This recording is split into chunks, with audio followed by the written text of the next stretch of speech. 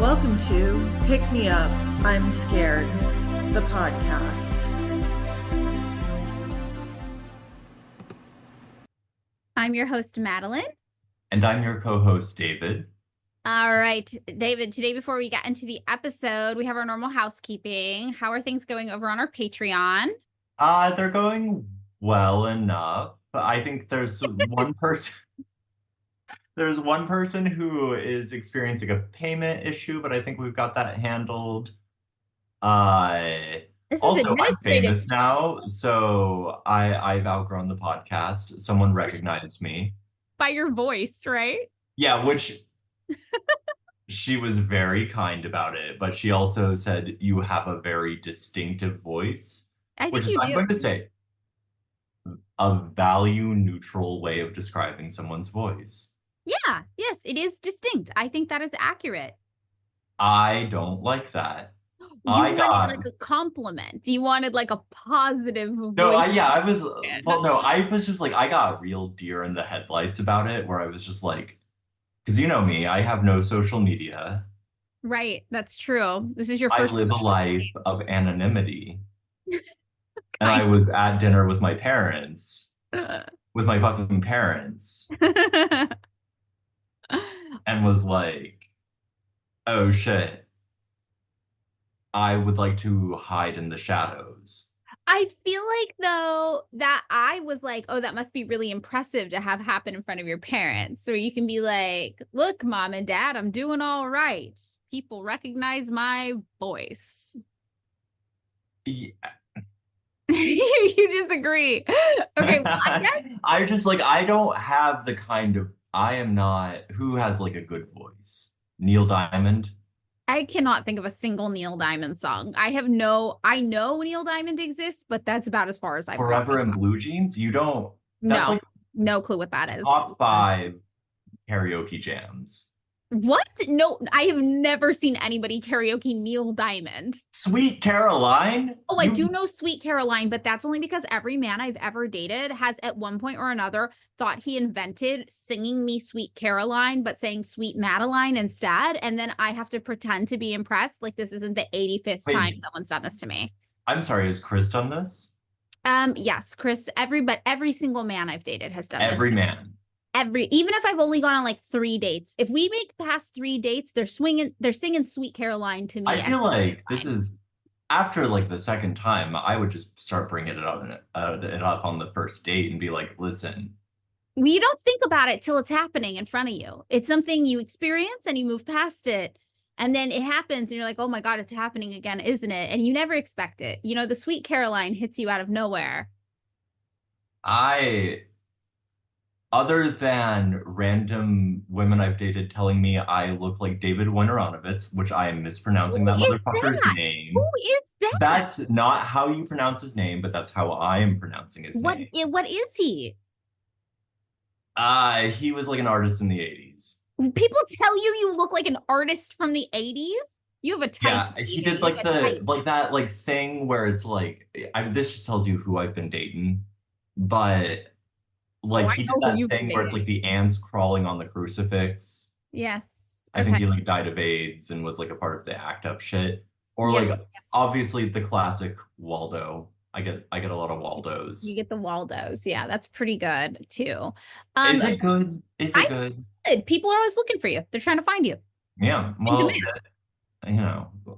I'm easy to find. All right, so what are we talking about today? Okay, well, first of all, I didn't mean what's the administrative end of the Patreon looking like. This is the part where we try to get people to sign up for the Patreon so they I answered the emails. I got someone very sweetly asked for advice on how to get involved in their community. Our Patreon as earnest as ever. Our Patreon is great. I'm going to say it. David's not a salesperson. I'm the salesperson out of the two of us. The Patreon is really fun. Everyone there is super wholesome and nice. We've had some really good bonus content going on there recently. We've been doing the supplementary episodes to go along with the main episodes. The next episode we have planned for our Patreon, which will probably be next week, not this week because we're a little tired, is going to be about a book David is reading called Hip Consumerism. Well, no, it's shit. What's it called? It's called The Conquest of Cool. But then I'm also reading there are a few, it's like the subculture, the meaning of style. I've got like a whole ass. It's a lot. But the Yeah. premise is it's like we're going to be talking about like identity consumption, right? Yeah. Like And it's, counterculture and how you purchase the elements that make you counterculture, which is very relevant in my life with my day job, obviously, being what it yeah, is. and it's something that like, right. I think I once told you that like, and you got really on my case about it, That sounds where I like me. was like, I don't really do the like, I don't want to do a thing with style. Okay, you definitely do a thing with style, though. Is that what I said last time? Am I consistent? Because you do a thing. You have always had a look. You always have a strong look. You've got a look. Well, it's like, right, I like in my fucking 30s, I was like, what if I did band t-shirts? Yeah, I have pictures of you in high school wearing band t-shirts. Yeah, but like So bands I nothing didn't gets even by me. like. um, well, whatever. We're going to be talking about that probably Yeah. next week on our Patreon. I think that's going to be a really fun bonus episode, but if you're looking for more content, there are a lot of episodes up there already. I think that we have at least 25 episodes up there. There might be more in total. And if you subscribe, you get an RSS link where you can just listen to it on like your podcast app if you want. And it's really easy to access and it updates automatically. Super chill. So that's what's going on with the Patreon. At least 2 bonus episodes a month, $3, pretty cheap, pretty good price. And the other housekeeping thing we have has to do with my book. I still have to promote my book. You have to listen to me talk about the book for like a year. But everybody is really loving the book. People are at the stage now where they've finished reading the book and people are talking about it online. And the reviews are so good. And I am like so touched by it. And everybody has been saying it really helped them get over their shame when it comes to thinking about money in their life. So if that sounds like something that you might be interested in, you can still buy the audiobook or buy the physical book. It's called Pick Me Up. No, that's our podcast. Pick Me Up, I'm Scared. It's a podcast. It's called I Survived Capitalism and All I Got Was This Lousy T-shirt. There we go. My memory right now, kind of brain dead. Mouthful of a title. Mouthful of a title, but it's fun, I think. Yeah. And it also is available at most people's libraries, but I have been told there are waits of like up to 14 weeks because it's pretty popular. We are a New York Times bestseller after all. Are you still on the New York Times bestseller list? I imagine not, but I have not checked if I'm being you beat honest. the book you hate for like a week. I did beat it on a lot of sales charts online for a week. Yeah. And that was very pleasing to me. We beat Rich Dad, Poor Dad for a beautiful moment. So yeah, so I think that's all we have for the housekeeping. And I think that means I feel like already this is going to be a real loose episode. I feel like you and I are not operating at peak capacity. David has to move this month. I'm just weirdly tired this month because I've only been sleeping 8 hours a night, which no reason other than watching bad action movies. Running a business, not fun. Oh, yeah. And we just moved the warehouse at work, which was a ton of physical labor. And we worked extra hours to get caught up on shipping. So I guess I have legitimate reasons besides laying in bed and watching action movies until 6 a.m. Apartment hunting in Los Angeles, legitimately like the 7th level of hell. I'm down there with like Brutus and all the, like, I feel like I've done some horrible crime in a past life. Do I need to build a shed in my side yard and then you just illegally live in a 120 square foot shed because that's the maximum size you can build without needing a permit in LA? Are we at that level? Let's talk in 10 days. Oh, okay. We'll see how that goes. Okay. All right. Okay. So I can already tell it's going to be a loose, weird episode. That's fine. Today's episode is actually, I'm going to tie it in. It's about a man getting real loose and weird with the truth. Aren't they always? That's my game. That's your game. David, what do you know about Stockholm Syndrome? When you texted me that this was, we planned this episode like a few weeks ago. We did. A couple months ago. Mm-hmm. And then the only thing I thought was like, wait, what does the SLA stand for again? I knew like because like we're Californians.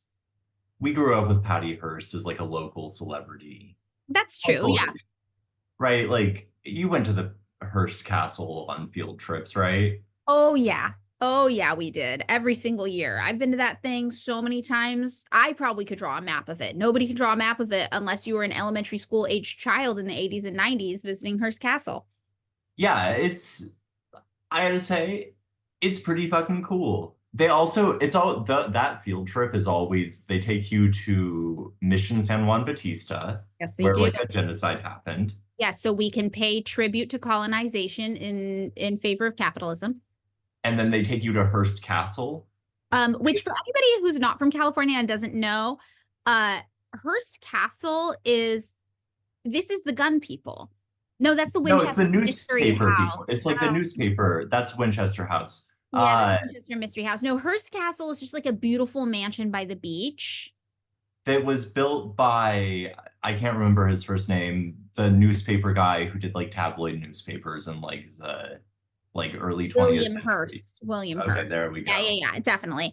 See, I've got all of the the school field trip spots. But yeah, we're gonna get into that. So you obviously know about Stockholm Syndrome because you remember the case of Patty Hearst, who was the daughter of the newspaper guys who got kidnapped by the SLA and then later ended up doing crimes with her kidnappers. And everybody was like, how could she side with her kidnapper? She must be brainwashed. And the specific form of brainwashing that people use to describe situations like this is, yes, called Stockholm Syndrome. So that's what we're going to talk about today. David, if you could like summarize Stockholm Syndrome, like what do you think of? What comes to mind? So it's like you get kidnapped. Let's be real, probably you're a woman. Probably you're a woman. That's actually an important part of it. Yeah. You get kidnapped and then you form either some kind of like Freudian style, like daddy-daughter electrocomplex style attachment or some kind of romantic attachment with your kidnappers.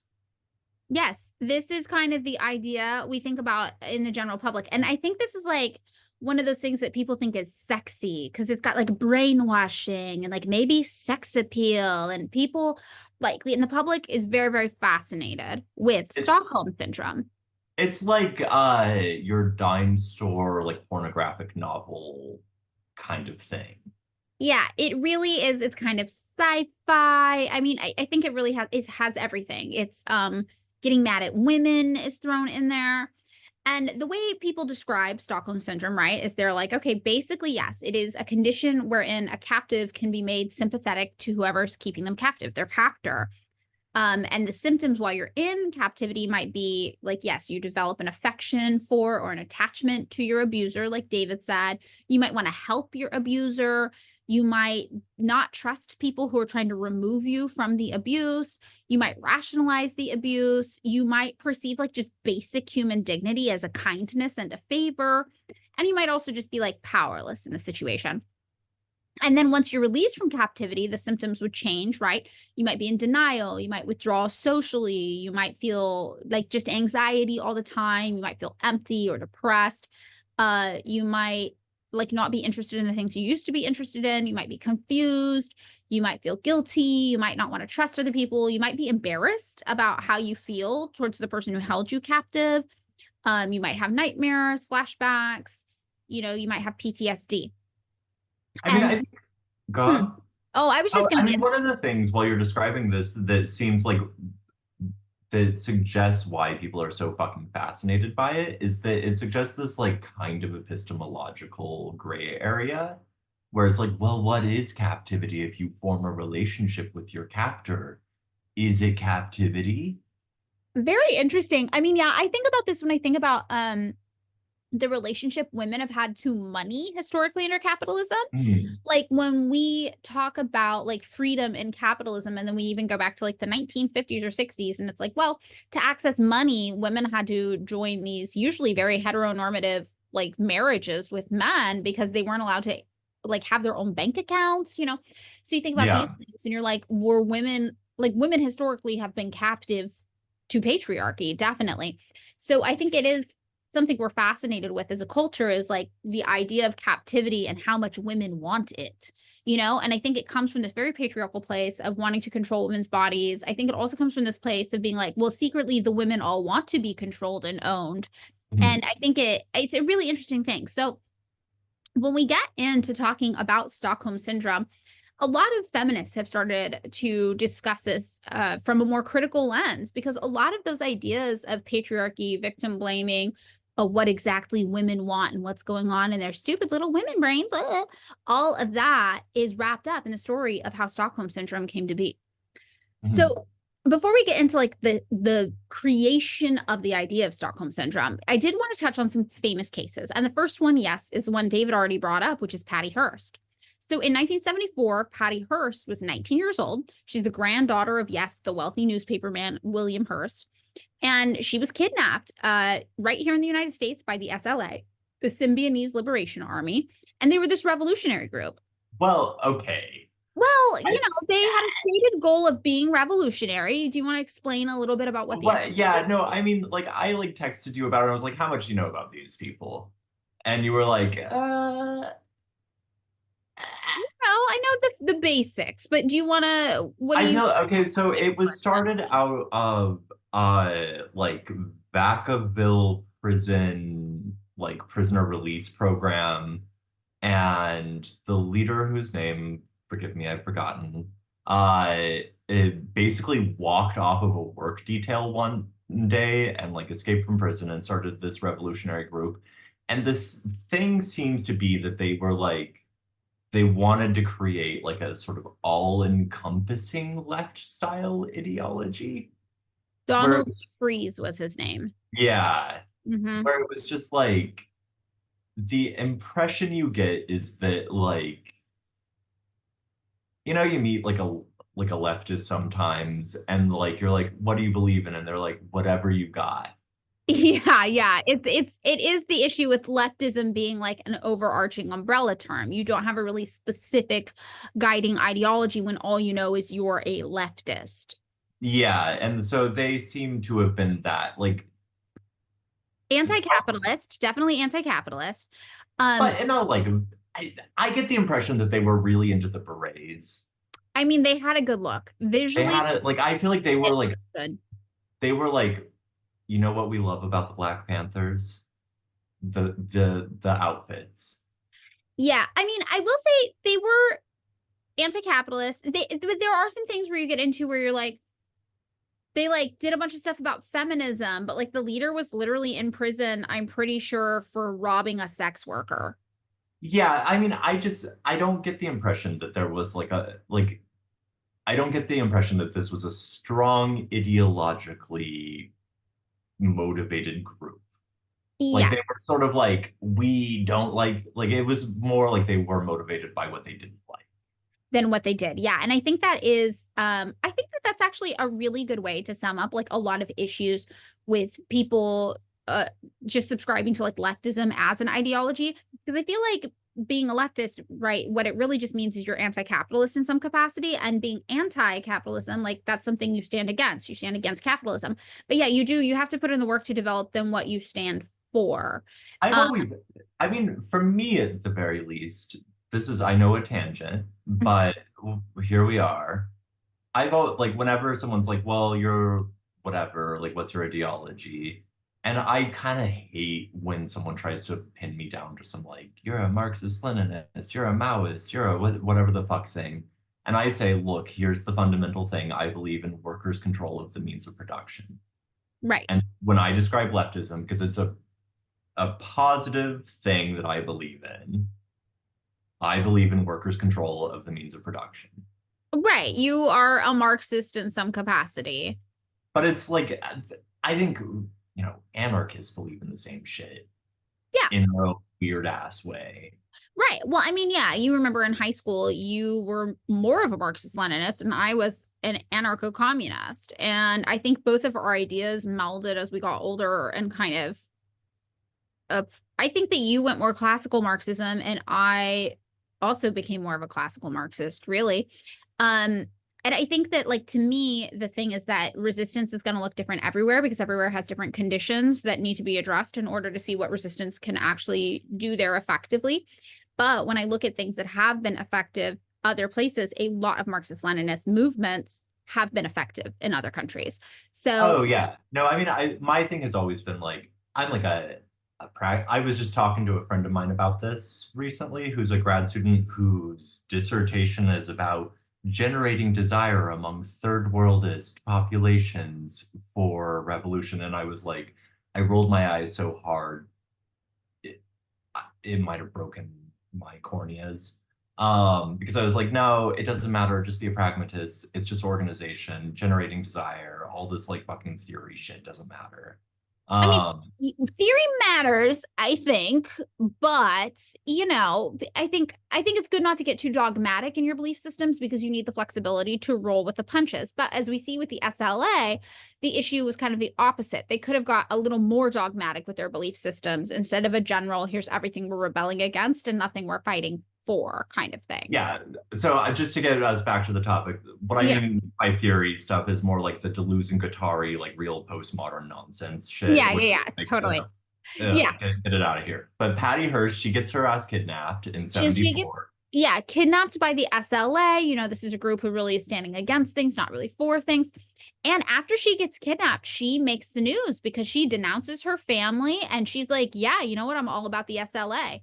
So she starts helping them commit crimes. She's seen like carrying guns, standing in front of the SLA flag. Looking super fucking cool. They look so cool. They look really, really cool. As an aesthetic choice, very, very strong for Patty Hearst. Yeah. And she ended up getting arrested in 1975 and was sentenced to 7 years in prison for collaborating with the SLA. She had to have like her prison sentences commuted. It was like a whole thing. And just to end the Patty Hearst story, she had a late career revival as a bit player in the 1990s John Waters movie Pecker. Who was she in Pecker? She was, remember like the rich like art patron who's kind of lascivious and is just trying to like flirt with all the gay guys? Yes. That's Patty Hearst. Wow. Yes. That I just rewatched that movie recently. If you have Canopy from the library, it's on Canopy, and I definitely great fucking movie. It's a fun movie. So that's the Patty Hearst case, which I think is probably the most famous one. Another really famous one might be J.C. Duggar, but I don't know how famous this is if you aren't from California as well. So this happened in 1991, South Lake Tahoe. J.C. Duggar was 11 years old, and she was grabbed off the street by a man who threatened her with a stun gun. And she was then held captive for 18 years in Antioch, California. So she actually ended up living in a tent and like a shed, kind of like hacked together side by side in this guy's backyard. She was repeatedly assaulted by her kidnapper, and his wife actually helped. Like his wife helped keep her captive, and his wife was just kind of like, yeah, I know he's like a sick man. I'm so sorry. Like felt really bad for the girl, and like sometimes would like bring her chocolate milk and be like sweet to her and treat her like a child. But then other times would get like weirdly jealous of her because her husband was like attracted to this child. It's a really, really harrowing situation that J.C. Duggar was forced into. The whole time that she was with them, they called her Alyssa. And they called her Alyssa because she was introduced to people on a number of occasions. Like she was out kind of in the world. She met people who worked with this guy, and everyone's just like, yeah, that's Alyssa. Did they explain who she was to people? Sometimes they'd be like, this is our daughter, or sometimes they'd be like, this is our friend's daughter. But the reason why she's considered this Stockholm Syndrome case is because nobody can figure out why she didn't try to escape. She had all of these opportunities to escape, and she just didn't. And she ended up actually having 2 kids from this man assaulting her. And her and the 2 kids lived in the sheds and the tents kind of hacked together in the backyard. And so she's considered a Stockholm Syndrome case because everybody's like, well, she had all these opportunities to leave, but she didn't. So clearly she wanted to be there. And this see the problems with Stockholm Syndrome as an idea when you start to look into these cases of these, yes, mostly women who this term has been applied to. Doing the math here, she was kidnapped at age 11, 18 years. That's putting her at what, 31, 32? 29, I believe. 29, okay. Yeah. She was older, and she stayed there. She was like fully like, so there were periods where she was being introduced to people where she was like, fully an adult. Yes. And you know what? She was 29, but I remember one person's story, she looked a lot younger than she was. Everyone who met her was like, she looked like she was probably 19 at the oldest. And that probably has something to do with the condition she was kept in. She wasn't treated very well. She was probably like malnourished. nutrition. Yes, Yeah. really, really bad. So another story that's pretty famous about somebody who people talk about Stockholm Syndrome all the time is Natasha Kampusch, who was kept in this really little space in Austria for 8 years. And she was abducted in 1998 in Vienna.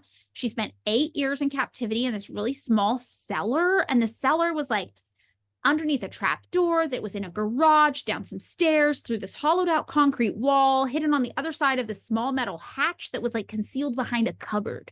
Like this was like a small hidden space. It was 5 by 5 meters. It was soundproofed. It was windowless.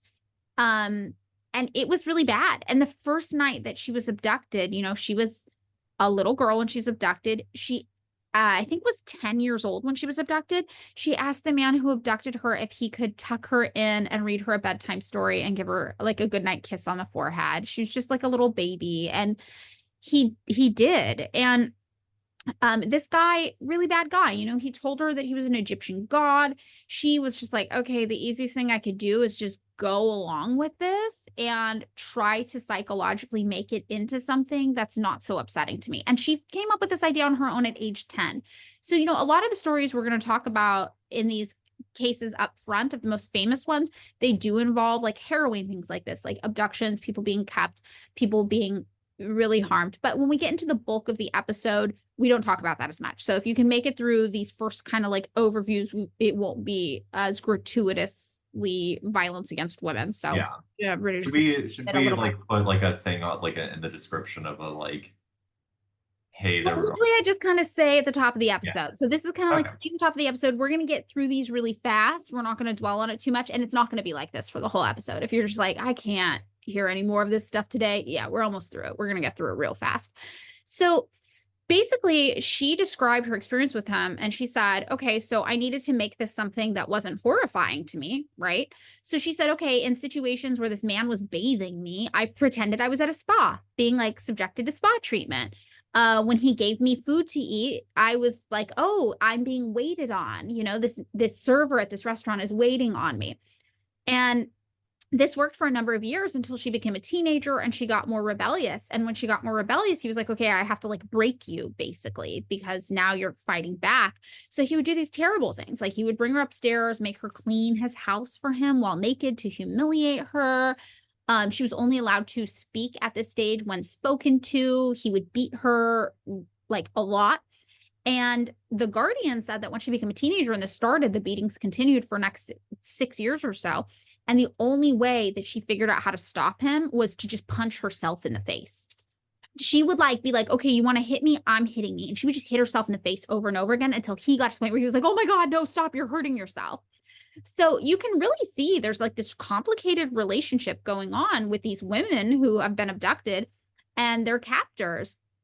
She also said that she tried multiple times to commit suicide.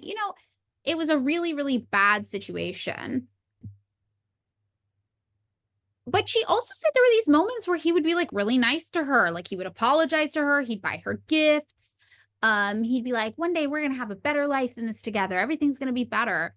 And as she got older, he also started taking her out of the house more. Like other people met her.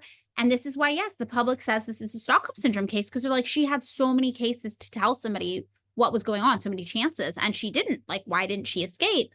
Like he even took her on a skiing trip once. 13 different times in total, she was let out of the house. Like she'd go to a hardware store, she'd go on vacation, she went once to see a chemist. I'm assuming by chemist, you mean like a pharmacist. I'm not sure, because his job, I think he might have been talking to chemists, but this is how it was described. Yeah, that feels very like European speak for like she went to the pharmacist. Pharmacist, something like that. Yeah. But basically, she describes it as they reached this moment where it seems like they both knew she would escape one day. And eventually she did. She managed to get out. He let her outside, and she just walked out the front gate one day and left. And that's why so many people are like, well, it's Stockholm Syndrome, because why didn't she leave before? And on top of that, when she was asked publicly in the media about this man, like, how do you feel about this man who abducted you? She said, I mourn for him. And he ended up actually committing suicide and dying, and she cried. And the public could not understand this. And after he died, she purchased the home that he kept her captive in, and she chose to live in it. And this just perplexed so many people. But again, rather than kind of acknowledging, right, that life is complicated and messy when you endure like trauma like this, you're going to have a messy and complicated response to it. And also human beings are humans, right? So we humanize each other and we see each other with empathy, especially the more we get to know each other. People like can't handle this. So you see, these are the kinds of cases that get stuck with this Stockholm Syndrome thing. And yeah, the subtext is usually she wanted it in some way. That's really what the subtext is. So the last kind of example I think people think about a lot when they think about Stockholm Syndrome is Elizabeth Smart, who was kidnapped from her family's home in Salt Lake City in 2002 at the age of 14. She was held captive for 9 months, where she was repeatedly assaulted, threatened with murder. But many times before her rescue, she had appeared on the streets of Utah, also in California for a bit, hidden beneath like this robe and this veil. So people ask why she didn't try to run away, because she was allowed outside a lot.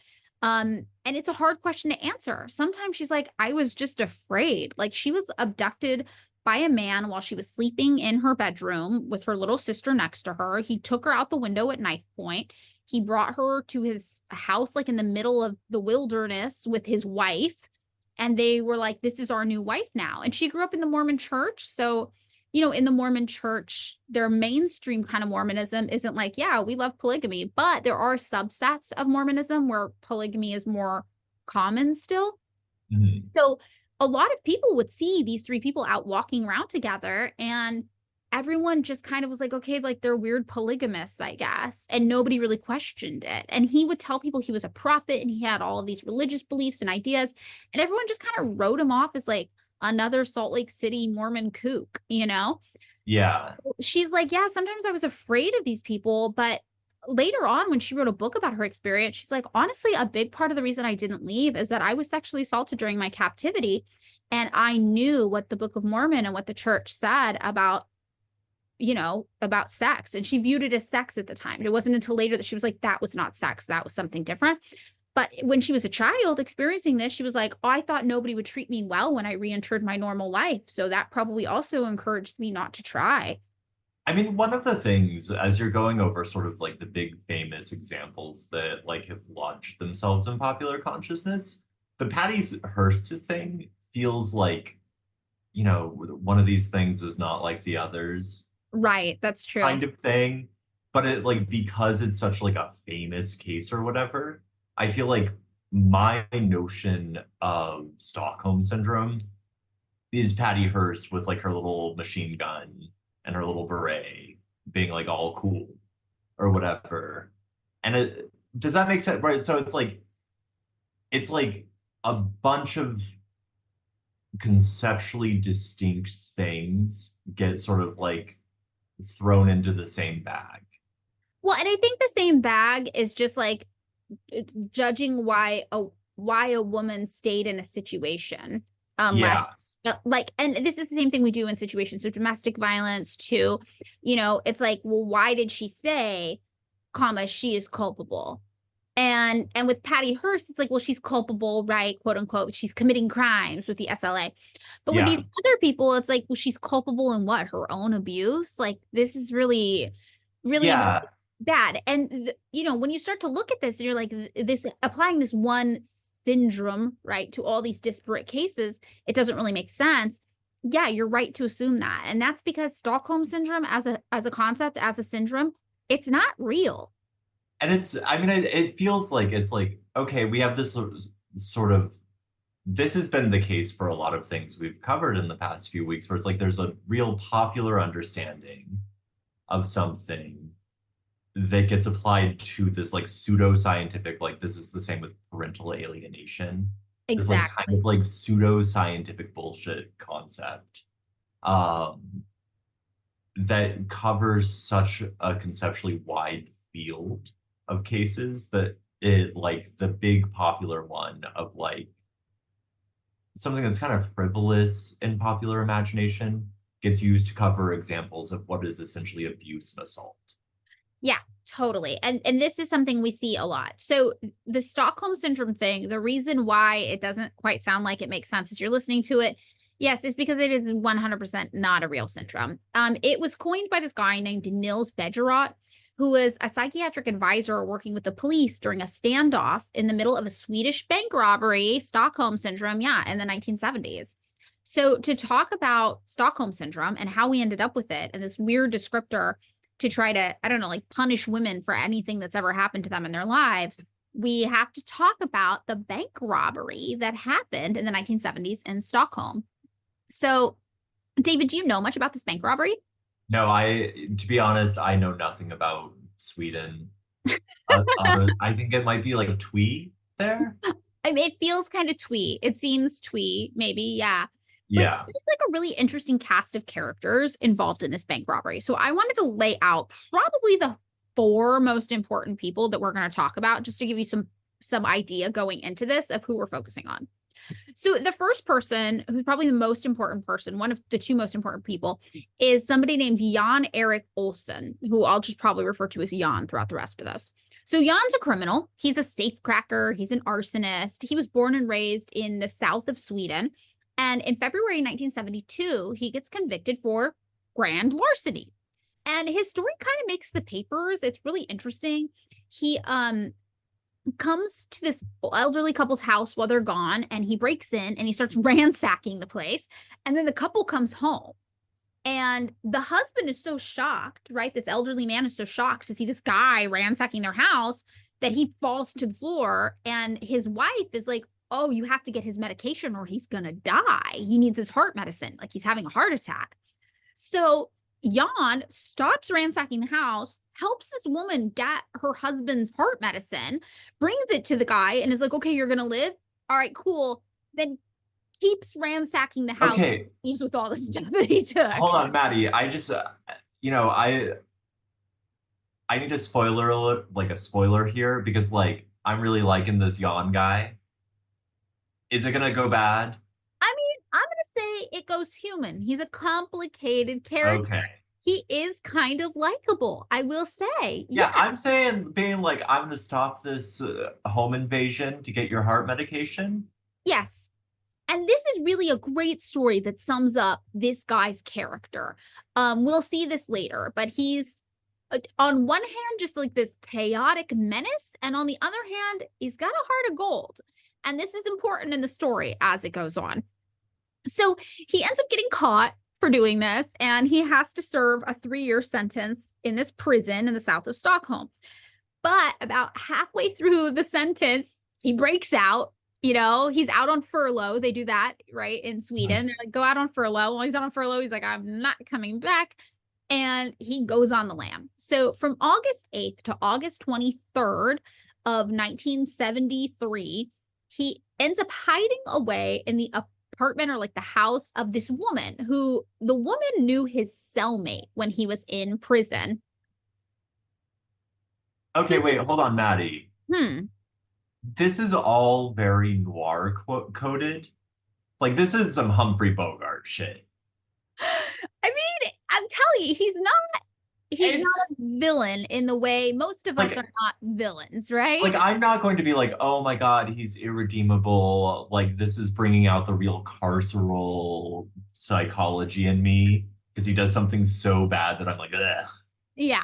Right. No. That's not okay. You know, so from August 8th to 23rd, he's hiding away in the home of this woman. Now, the woman had known his cellmate when he was in prison. She was pregnant with his cellmate's child. Okay, so he ends up hiding out there. And these are in the days leading up to the bank robbery. Now, the second character we should talk about is the cellmate. The cellmate is this guy named Clark Olofsson. So we'll just call him Clark because his name and Jan's name, their last names, pretty similar. So we're on a first name basis with these guys throughout the telling of the story. Olsen and Olofsson. That's what we're going with. Yeah, it's really easy. So we're doing get it together. Differentiate your last names. Yeah, we're going Clark and Jan. So Jan's cellmate, right, is Clark. And Clark is also in prison, obviously. He is more famous, though. He is often referred to as Sweden's celebrity gangster. Okay, so you were what, a terrorist sympathizer? Yeah, it was called the terrorist sympathizer What for do I have to on do? Israel. I want to be on like an iTunes review as celebrity gangster. See, this is the That's thing. Your voice gets recognized once and it goes to your head. You're already thinking celebrity, David. yeah, that's me now. It's a curse. You don't want it. I'm telling you now. Yeah, I mean, you've been a celebrity for a long time, so I've been a micro internet celebrity. this is It's not, it's not we real. can't go out to anywhere without someone saying how much they love your book, how much That's they not love nice, actually. something you've done. That's nice. I feel like one day someone's just going to punch me in the face, but we haven't got there yet. Not since high school. I don't think I've been punched in the face since high school. So, the celebrity gangster thing, it sounds appealing. It must be a curse for him. That's all I can think. Yeah. But he ends up serving a 6-year prison sentence as well, right? So he had engaged in armed robbery, and he was also an accessory in the murder of a policeman. So Clark Olofsson says a cab, okay? He escaped from prison a number of times. One time he made it as far as Lebanon. So this guy is a real catch if he can character. Yeah. So these are our two bad guys in the story, and they're pretty likable. They're pretty likable guys. So next up, we've got Kristen Enmark. So Kristen Enmark was born in this gold mining village in Sweden's far north. At age 19, she moved south to Stockholm with her fiance from her hometown. He had got this job offer in Stockholm, but he's like, no, I'm in love. I'll only go if Kristen comes with me. So Kristen's like, yeah, sure, I'll come with you, and gets just like whatever job. The first job she can find when she moves into town is working as a stenographer at a bank called Sveriges Credit Bank, okay? 4 years later, though, she and her fiance are on the rocks, and this brings us to 1973, just leading up to the bank robbery. So they end up breaking up just like days before this bank robbery happens, and she is like, I don't like this job. I don't like this life. Get me out of here. So she wants to go back to college to study social work, but she can't do that yet because like the term doesn't start until September. So she's stuck working at her stupid bank job for one more month until she's able to get out of there and start pursuing her dreams. She is described as being a very spirited person, like a feisty person, and she has striking jet black hair. Everybody notices her hair is very dark. I don't know if you want to build like a visual in your head of these people. I'm getting the impression, like, the old images of the Baader-Meinhof gang? No. Do you not know? Okay, we got to do a fucking we got to do a Baader-Meinhof episode at some point. Okay. I was trying to get Chris to give me a Baader-Meinhof tattoo a few weeks ago. Oh, I'm interested. But like they were like a weird German, slightly communist thing, and they all just look real cool in a kind of SLA way, right? The aesthetics are important, I think. I think if you want to have a good movement, first things first, you got to look cool. But everyone I think this wants is like to look cool. Like in like popular imagination, you can't do like whatever the reality of Stockholm Syndrome or unreality of it is. The sort of popular characterization is everyone looks cool. Yes, everyone is looking very, very cool. Yeah, I agree. I think these people all looked pretty cool, probably. Yeah, it's like a Velvet Underground kind of vibe. Yeah. So the fourth person we're going to talk about here, not cool. This is that guy, Nils Bejerot, the Swedish psychiatrist who ended up coining the term Stockholm Syndrome out of all of this. So funnily enough, in his younger years, he actually was a communist. But then I guess he like heard Khrushchev talk and he was like, I think this communism thing's not going to pan out for the USSR. And he's like, I think I'm just going to go real apolitical. I honestly, I get someone hearing Khrushchev talk and being like, I think it's done. Yeah, Khrushchev burnt it. He burnt it. So Bejerot was like, I'm out. And he actually ends up not just being apolitical, but he ends up getting like really bad politics as like a reaction against this. He ends up just becoming this like shill of the capitalist police state apparatus. he ends up working heavily on drug abuse and gets really involved in like this carceral form of psychiatry. He starts advocating for a criminal view of drug use rather than a health view of drug addiction issues. He believes that the cure for drug addiction is to make drugs completely unavailable and really socially unacceptable. So just like shame everybody doing drugs. So he's Nancy Reagan. He's Nancy Reagan. He wants a zero tolerance policy for drugs. Obviously, we know that does not work. He's going to do DARE. Yeah, he's like, I'm advocating for harsher prison sentences for drug use. So this guy gets we see he's really not good at his job. Everything that he spends his life advocating for is this hyper carceral prison approach, crime approach to drug use that's been debunked. It does not work. So this is who we're working with as the chief psychiatrist brought into this bank robbery case. And we'll explain shortly why it becomes such an issue that they bring in a psychiatrist for the cops. So these are the four main characters that we're looking at when the incident occurs. Now, the incident ends up spanning a 6-day period. So we're going to talk about each day, what happens, starting with the beginning. And our first day is Thursday, August 23rd, 1973, a Thursday morning, right? Business as usual, when escaped convict Jan Erik Olsen walks into Sveriges Credit Bank, huge bank in the middle of Norrmalmstorg.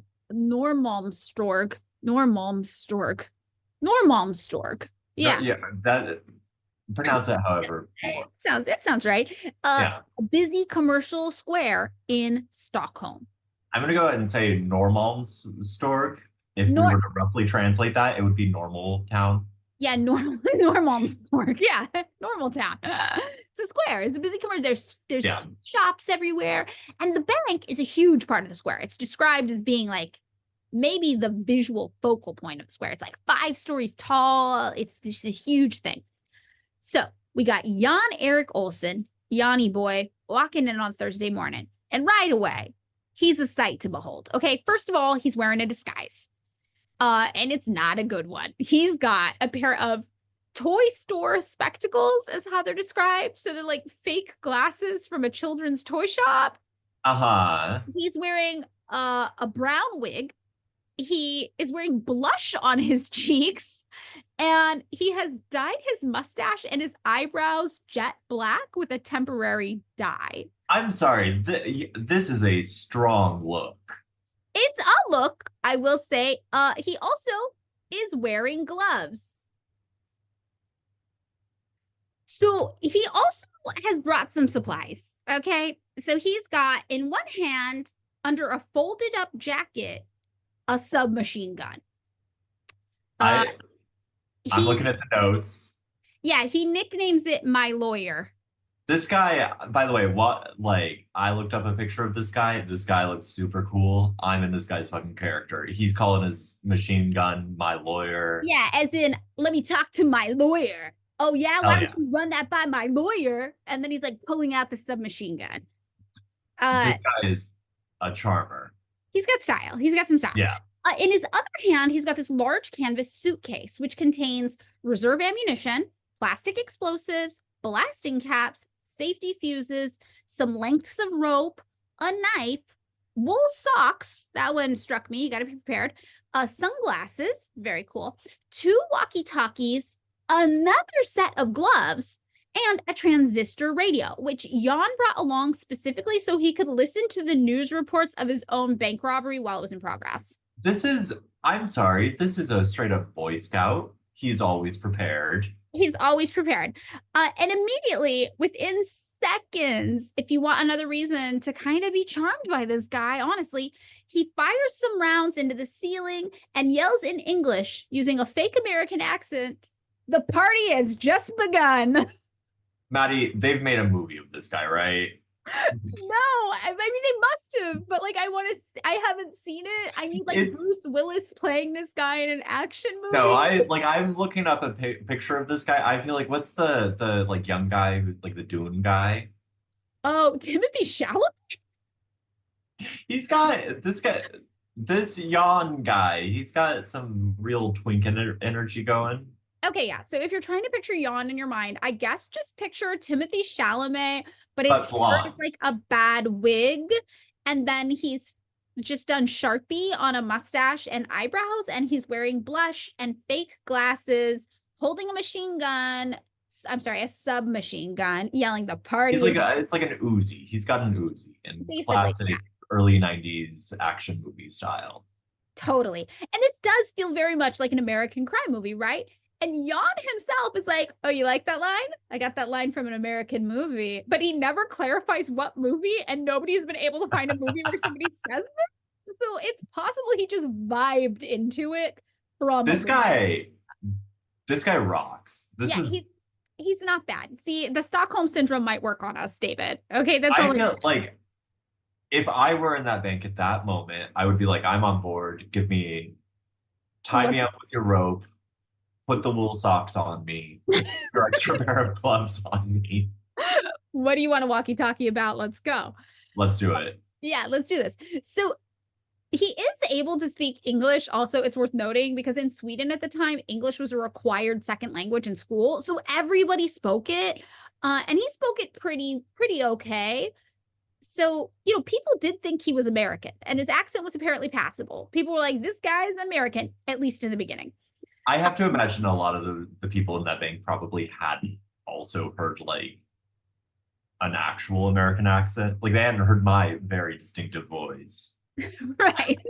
At first people were buying it. Okay. Yeah.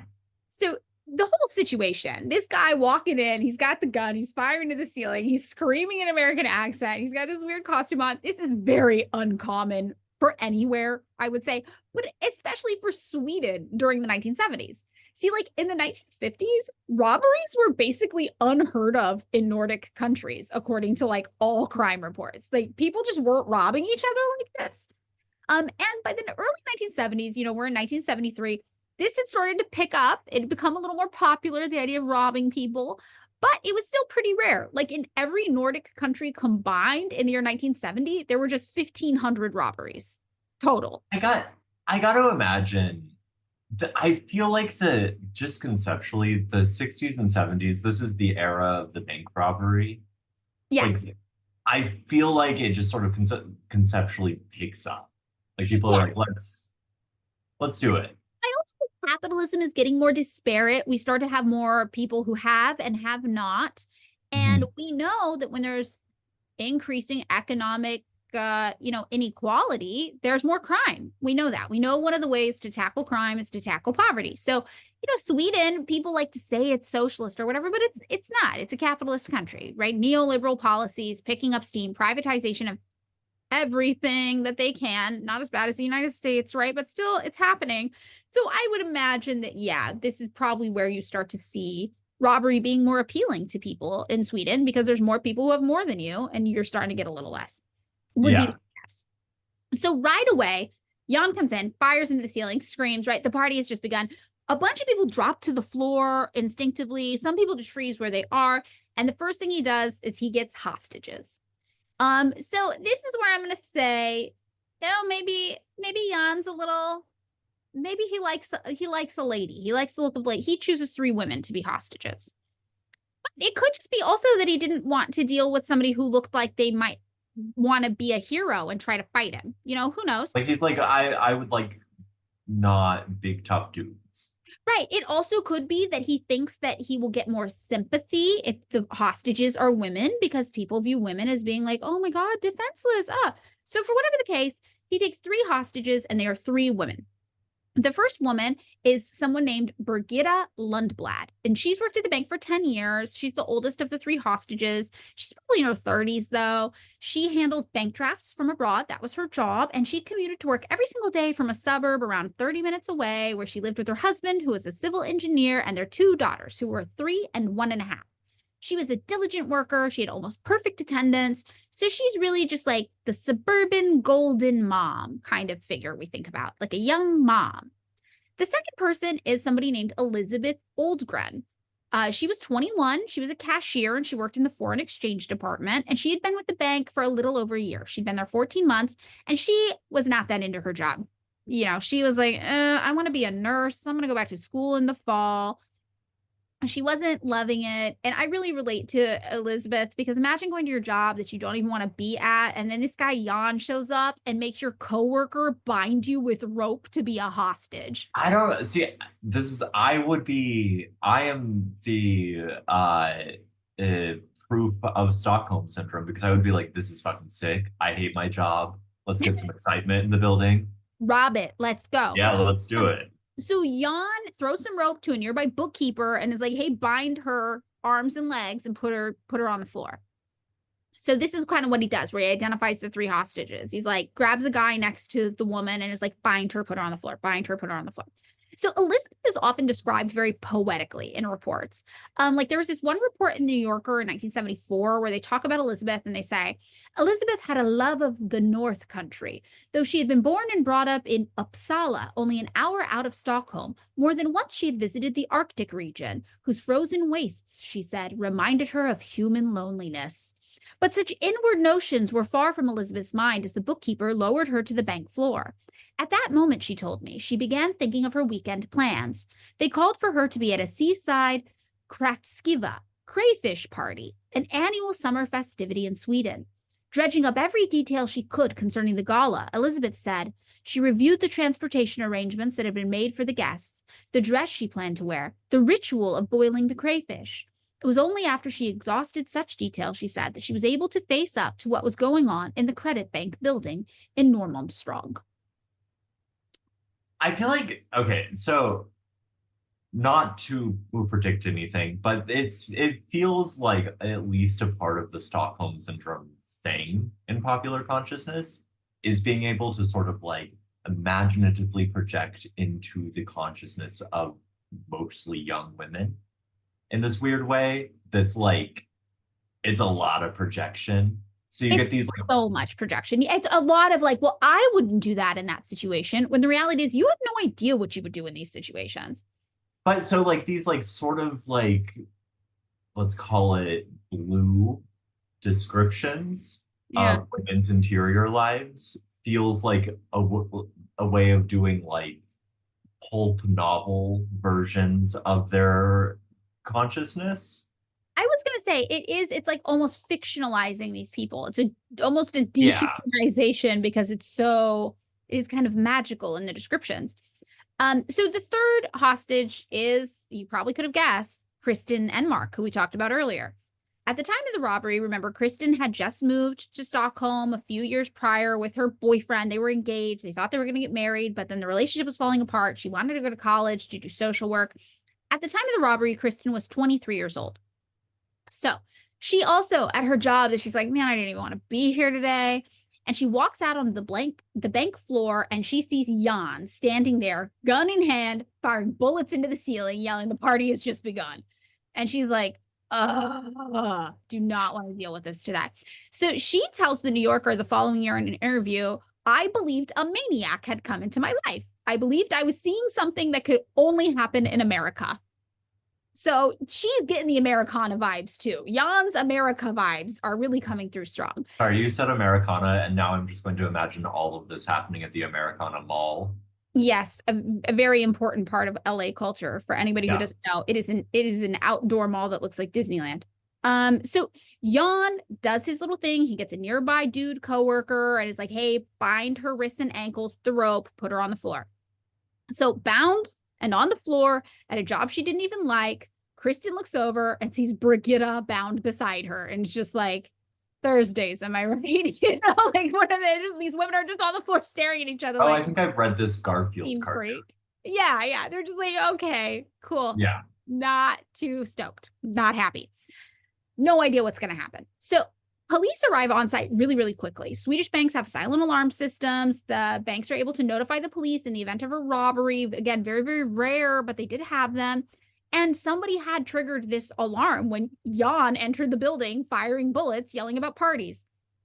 So the first person who hears about this and is like, something's going on at the bank, shows up is a plainclothes officer named Morgan Rylander.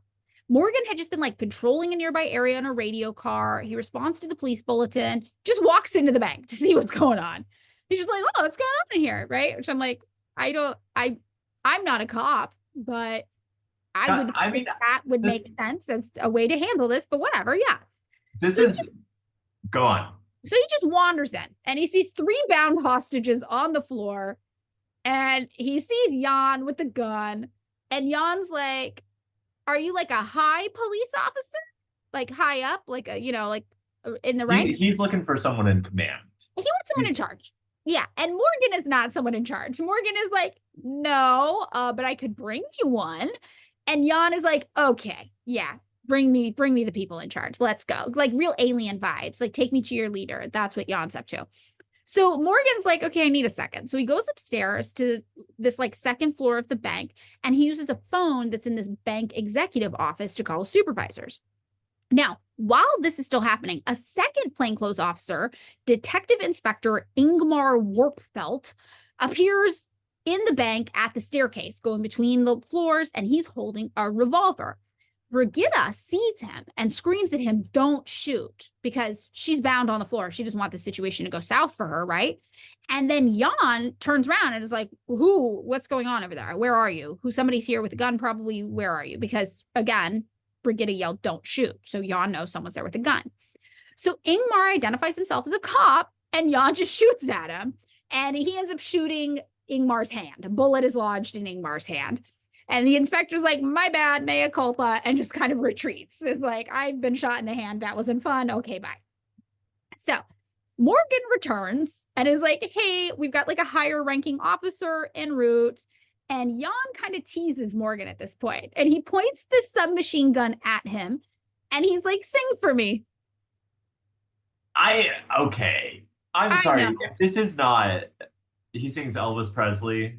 Yeah, and Morgan does sing Elvis Presley's Lonesome Cowboy to Jan, possibly because he thought Jan was American. Because remember, at this time, Jan is speaking with the American accent. He's in the disguise. So maybe he was like, okay, you're American. Maybe you like Elvis?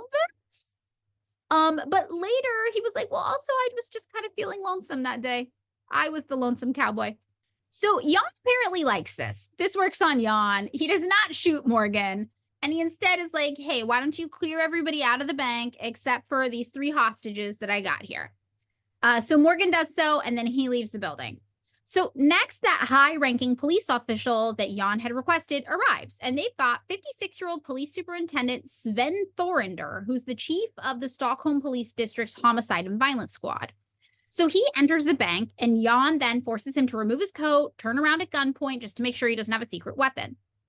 He then, still dressed in his disguise and using a fake American accent, starts to make some demands. So the first demand he makes is that he wants his old cellmate, notorious conman Clark Olofsson, to be freed from prison and brought to the bank. The next thing he wants is the equivalent of like 3.4 million US dollars. Basically, I think it was like $700,000 at the time, brought to him and Clark, half of it in Swedish currency and half in foreign money. Then he wants 2 pistols. He needs better guns to make the getaway. He doesn't just want the Uzi. Too big. Also, not flexible. Too big. I honestly think he's doing this for the aesthetic. He's like, we're doing Bonnie and Clyde over here.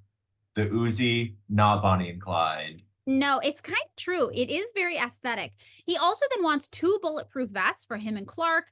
And then he wants a Ford Mustang for himself and Clark, but also for the hostages. And he's like, then I need helmets and body, like bulletproof vests, like body armor, basically, for the hostages too. Because he's the hostages are coming with us. Okay, we gotta speculate wildly. Because I will just say the Ford Mustang, 1973, not what it would have been. And for example, 1967, right, when Bullet was made. I think he wants a 67 fastback Mustang. He might. He's been watching a lot of American movies. Yeah. He wants the Steve McQueen Mustang. He wants to be Steve McQueen. No, this is totally true. I didn't put this together, but he does want to be Steve McQueen. Yeah. So Jan at this time, it's worth noting he's got a plan. He has a plan, right? He didn't actually come in here to rob the bank per se. More than that, remember, he's on the lam. He broke out of prison. He went in the bank to get some He's just trying basically to get someone to pay enough attention to him so that he can come up with a plan and get his demands met so he can flee the country so he doesn't have to go back to prison. This is his real plan. And his plan does not actually involve hurting these hostages, but he thinks that the threat of hurting them will be enough to get everything he needs to be successfully on the run because, you know, he's got needs. He just broke out of prison. He's got to get out of there. I also got to point out, I feel like generally speaking, when you hear about hostage crises from the mid-70s onward, they're requesting a private plane to take them to some country that doesn't extradite to the United States. That seems to be, generally speaking, the routine. Yes. Right? This is his plan, actually, long term. The idea is that he'd take this getaway car, probably from what everybody can piece together, to a seaplane that would then be headed to Lebanon. Okay. So this is kind of what he thinks is going to happen. And he really thinks the police and politicians are immediately going to give in to his demands because they're going to want to protect the hostages. So he says, I had lives for assets. What could be more valuable? Like, it does not occur to him that they're not going to just immediately give in to this because they care about the lives. So immediately we see he holds human life to be very precious because he cannot imagine a world where the politicians and the cops would gamble with these people's lives. He's like, these are innocent people. Of course they're going to do anything they want for me. Like, who would hurt an innocent person? This is a man who has not become a communist yet. It's true. So Thorinder hears all the demands and he goes to his boss, who's Police Commissioner Kurt Lindroth. And together they get the demands list over to the Minister of Justice, Lennart Geiger. And Lennart immediately is like, under no circumstances will Jan be allowed to leave with hostages. And this gets backed by the Prime Minister, Olof Palme, and a bunch of other cabinet members. So this kind of becomes the rule. They're like, we'll deal with this guy, but he's not leaving with any hostages. Meanwhile, inside the bank, Kristen immediately takes on the role of like liaison. She starts going between Jan and the other hostages to make sure there's peace, everything's cool, we all understand each other. And she's like, we the hostages have a little bit of our own demands as well. And if we're going to help you, we're going to be on the same side. You got to help us, Jan. And Jan is pretty receptive to this. Jan's kind of like, she's a go-getter. Honestly, Kristen sounds cool. She's like, listen, I feel like I might be tied up. I might be wearing your gloves. I'm still going to negotiate with you. Yes, totally. So as this is happening and they're kind of building their own rapport with each other inside the bank, outside, the Swedish police are organizing a barrier around the bank and like helicopters are arriving. The police actually form a firing line, right, of cops with guns pointed directly into the bank. And the hostages note correctly, like, oh, those guns are fired straight at us. So pretty immediately, the hostages are like, not only is this guy who broke into the bank with the submachine gun a problem for us, the cops are going to be a problem for us too, because one wrong move and these cops could kill us. So they're smart. They pick up on this fast. And the cops kind of acknowledge that they have to fire at the hostages because they're like, well, Jan never gave us an opening. He's just like around the hostages the whole time, which is like, yeah, that's the point of having hostages. Yeah. So around 4 p.m., the police get Clark, right, from prison. He's 26 years old at this time. They get him from his prison cell and they bring him to Sverige Credit Bank in handcuffs. So Clark maintains he has no clue this heist is happening, right? So the cops are taking him to meet his buddy and he's like, where are we going? Like, what's going on? Like, I have no idea. Who are we meeting where? This is, I got to imagine this is like you're like in jail and someone invites you like, hey, your girlfriend's old roommate who you were kind of friends with wants to come hang out for coffee. Like that's. But a thing to know, actually, is that the cops at this point have no clue who Jan is. Jan told them his name. They don't know who he is. So when they go get Clark, they're like, we need you. And Clark's like, for what? And they're like, just need you. Just need you. So Clark has no clue where he's going or what he's walking into or who's there. And in fact, when he's first brought to the bank, because Jan has such a goofy disguise on, he doesn't even recognize him. He's just like, huh? And he's staring at him. And eventually he's like, oh my God, I know. Oh my God. You might be. Yo, bro, what's up? Long time no see. And this is actually the first time that the hostages realize that Jan's not American, because those guys just instantly start speaking Swedish to each other. So they're like, okay, this guy's not American. Got it. All right. So Clark is like, I think that Jan knew he couldn't handle this on his own, and he brought me in to help him. And other kind of people who've assessed this situation are like, that does seem real, because Clark was honestly probably the most skilled criminal Jan had ever met. So he probably thought if he was going to get out of the country, he needed someone with Clark's skill set. Would you say that Clark was a smooth criminal? I would say Clark is a smooth criminal, and I would say Jan is a goofy criminal. I am fully on Jan's side so far. Together, they're a likable team. This is a like real Marx Brothers kind of vibe we're getting here. It truly is. So, you know, it seems like Jan from jump had planned on Clark coming, because he requested 2 of everything. He brought an extra set of gloves, right? This, I think, was part of his plan, but he had not let Clark in on it. Wait, so, can we go back? Can we pause on the gloves for just a second? Because here's the thing. I'm assuming the gloves were like fingerprint kind of shit, right? That's the vibe. That's the vibe. The cops already know who Clark is, because the cops transported Clark from jail to the bank. You know, maybe this is through the seaplane era of the story. I'm not really sure. I'm pretty sure in Clark's mind, in Jan's mind, both he and Clark are going to make it to Lebanon. Because remember, Clark had tried to escape to Lebanon once before. So that's probably where he got this idea from. Okay, this seems very poorly planned. It's okay, the planning. You know, it's great, but I could plan a worse prison break, escape from the country. Bank heist. Fake bank heist to get attention. Kidnapping situation. This feels... I feel like you do either a prison break or a bank heist. You don't do both. He's really doing them both. He is doing them both. Yeah. So, whatever the case, the second Clark arrives on the scene, everybody, including the hostages, including Kristen, all are like, the situation instantly got so much more chill. It got less tense. Clark is super level-headed. He's a career criminal, after all. He's like, you know, celebrity gangster guy. So he's so far removed from the situation. Also, like, his adrenaline isn't running super high. He can think clearly. He's just like, okay, what do we got going on here? Let's figure it out. And together, both Clark and Kristen take it upon themselves to manage Jan's temperament and aggression levels and keep Jan as cool as they possibly can throughout all of this.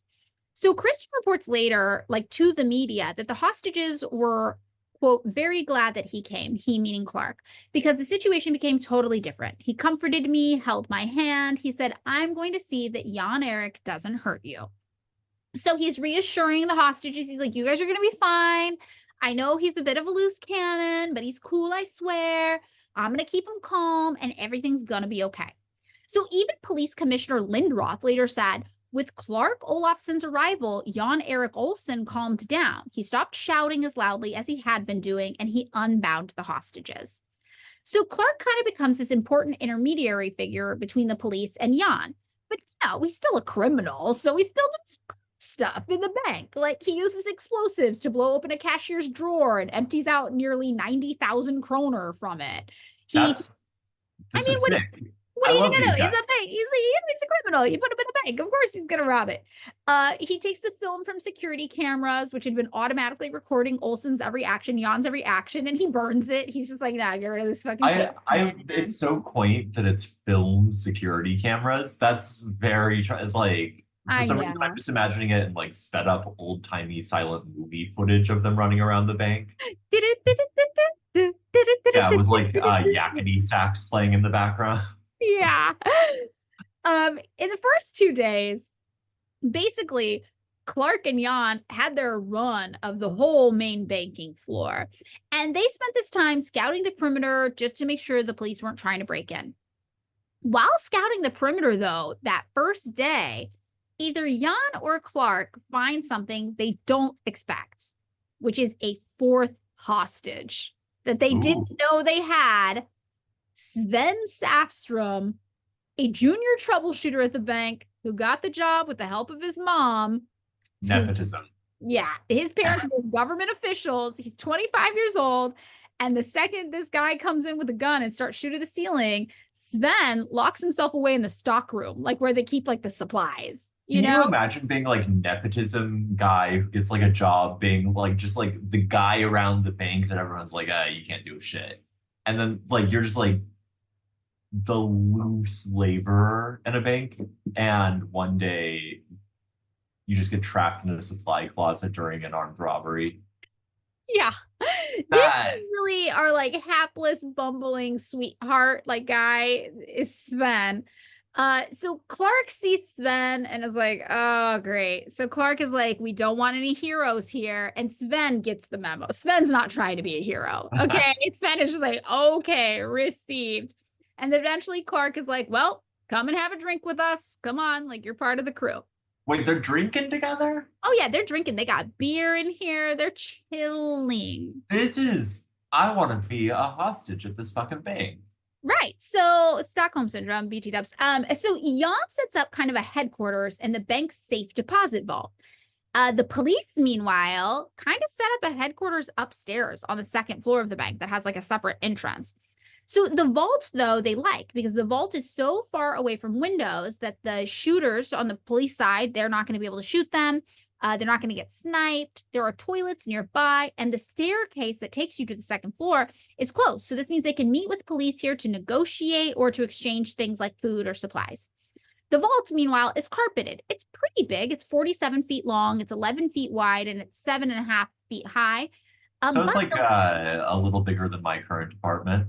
Yeah, it's pretty big, but the walls are lined with steel cabinets holding safe deposit boxes, which are huge. And there's also like board desks, chairs, trash cans, like all sorts of office stuff in there. There's also like a telephone in there, which is good for them because they can use the telephone. But, it takes up a lot of space. So even though the room is pretty big, it's still kind of cramped in there. And it feels also better furnished than my current apartment. I'm just saying, they're living a life of luxury. You get a couch. I don't think they had a couch in there. I got a sectional. You got a section. You're doing all right. The vault also has pretty heavy doors. And one thing they like about the vantage point is that even though the doors lock from the outside, Jan is figuring if somebody comes to lock the doors, they're vulnerabilizing themselves because they got to stand right in front of the doorway into the bank vault, and he's got a gun. He's got his lawyer right there to help him. He's got his oh, yeah. Right. So he's like, I think this is a safe place to be. So the hostages all huddle in the vault of the bank, and because there's a phone, they're allowed to call their friends and family and tell them they're okay. So they're all calling and they're talking to their friends and family one after another. And they're like, yeah, I'm fine. Everything's okay. It's not as bad as the media makes it sound outside. Don't worry. Brigitte, though, tries to reach her husband and children. And she's, just wants them to know she's okay. And she can't get through to them. Nobody is picking up. And she gets so sad that she can't tell them she's all right, that she starts to cry. And apparently Jan kind of wipes the tear off her face and is like, don't worry, don't give up, just keep trying, try again, you're going to get through to them. And all of the hostages see this as like this first kind of really kind thing Jan does, and they're like, oh, he's not so bad. And that makes them feel more comfortable with him too. And on his part, he means it. He knows she's a mom. And Brigitte later says, I think if this guy had known I was a mom from the beginning, he probably would not have taken me as a hostage, because he's like, oh, you have kids at home. You have to be there for them. So they're really getting a sense of who Jan is as a person. And they're like, he's not this evil guy, basically. So this is happening inside. Outside, the police are trying to go through all of Jan's demands and figure out exactly what they're going to do. Right? They got Clark out, but now they got to do the rest. They've got what, $3.4 million? $700,000? They got to get $3.4 million. They got to get a car. They got to get guns. They got to get bulletproof vests. It has to be specifically a Mustang. Right? They're like, we can do the Mustang. They're like, that's fine. They get that pretty I don't know about that. I don't know if they were importing Mustangs in Sweden in 73. It was easy for them. Very, very quickly. They really? A blue Ford Mustang. Yeah, they get that. Later, they're like, well, yeah, of course we're going to do the car. We just put a tracking device in it. So if he'd left in the car, we just track the car and then we'd find him again. So yeah, the car, duh, of course we're going to do that. The keys, though, are constantly in the hands of the cops outside. Like, look, we got your car. Do you want to give up a hostage? Come on. You could The be Steve money, McQueen. You could be Steve McQueen. The money, the $3.4 million in basically ransom, they got that too. They got that really fast. And they got it so fast that when they first showed Jan was like, absolutely not. This is all bank money. It's all clean, crisp, new bills in sequential order. Like, you got to give me some old, fucked up, rumpled money so people don't know what I'm doing with it. Go do it again. Do it again with old money. Wait, I love the idea that somewhere in like the parking lot of this bank, there were a bunch of cops just like crumpling up Kronas, just being like, shit, man. Yeah. Make it look like old money. But when it came time to do the guns and the bulletproof vests and the helmets, they were like, this is a no-go. Because remember, the high-ups had said under no circumstances do hostages leave that building with Jan and Clark. So they're like, we're not going to get you bulletproof vests and helmets for the hostages because then you're going to take the hostages in the car with you. So like, no, it's not going to happen. Jan was like, they have to leave with us. And the police were like, that is the one thing that will not happen. The police were like, what if, since we brought you Clark, you just give us the hostages? And Jan gets so like, no, this isn't the plan. And this is not what he expects. Remember, he expects that they're going to be like, yes, you have innocent people, will do anything to protect them.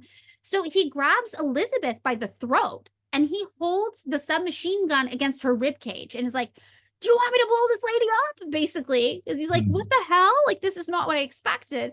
And we will see that Jan threatens the hostages a lot, but he never actually harms them throughout this whole ordeal. So Jan is like, I'm just going to kill them all. Do what I say. I'm going to kill all the hostages.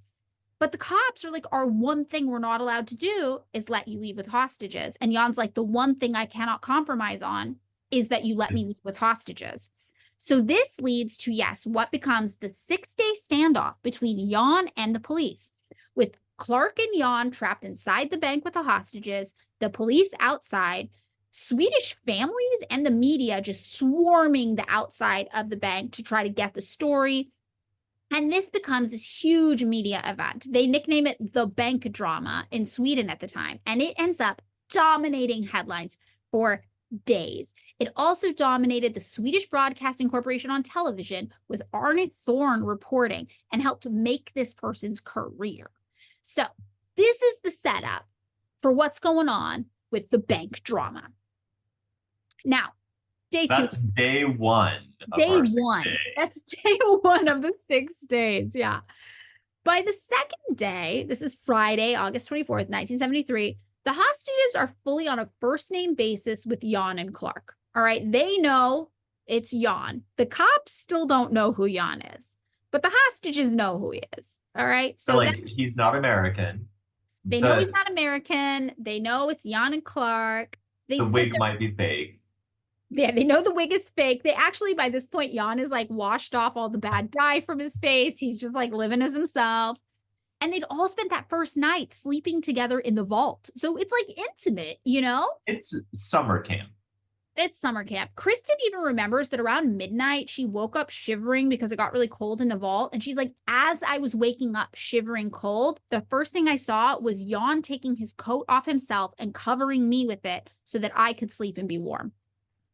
And when she talks about Jan, she says, Jan was a mixture of brutality and tenderness.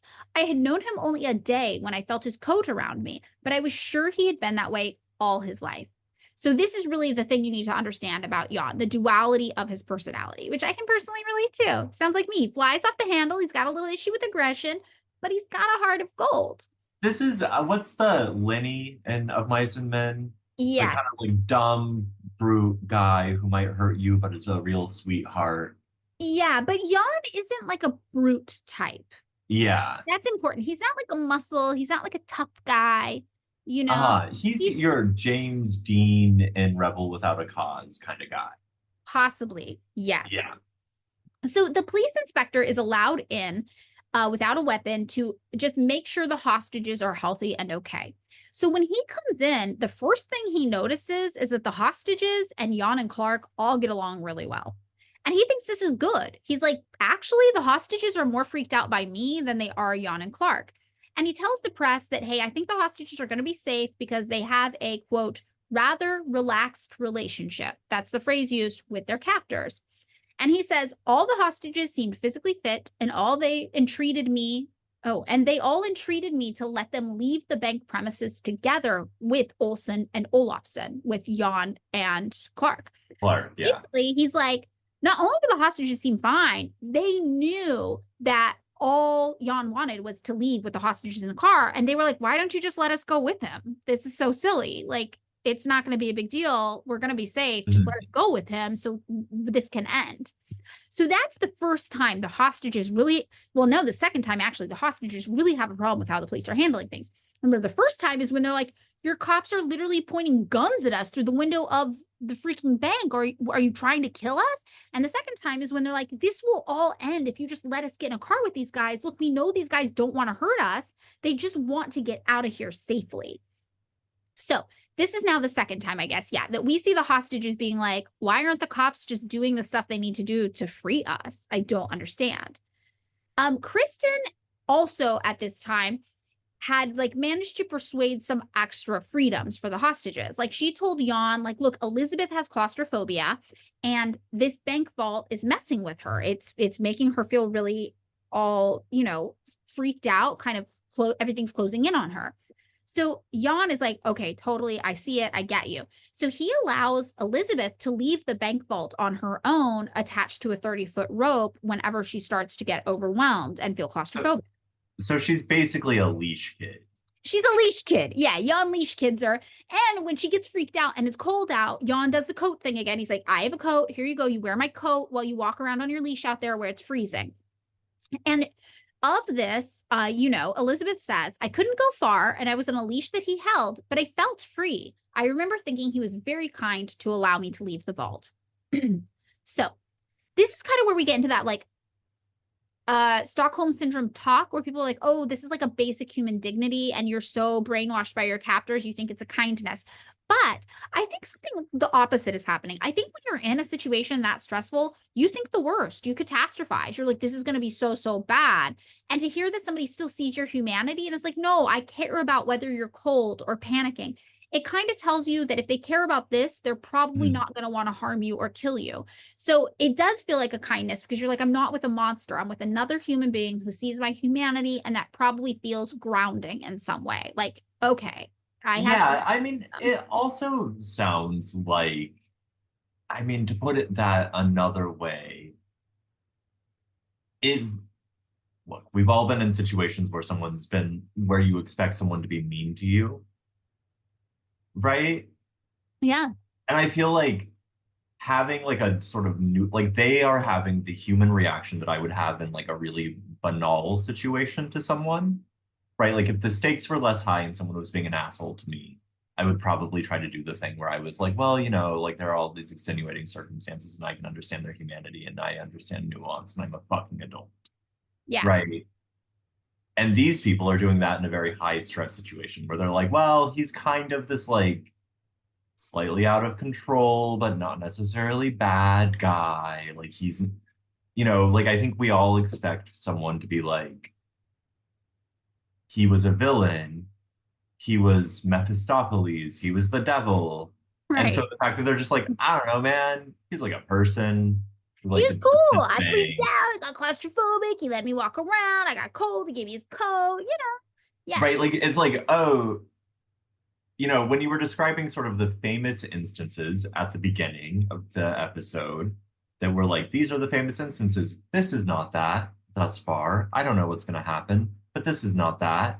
This is like one guy and his friend being like, we would like a plane to Lebanon, several $1 million, and a cool car. Yeah. Yeah. And later on, Kristen and Brigitte get even more privileges. Like they're allowed to go to the bathroom unleashed. He's like, I trust you guys. Like we're in this together. Like, of course, just go. Like, so they really do get more comfortable with each other and they come to trust each other and they understand, I think, that they're both on the same side. Both of them are on the side where they don't want anybody in the bank to die. And that's really what bonds them together. Like the hostages are like, we don't want to get killed, but also You guys don't seem evil. We don't want you guys to get killed.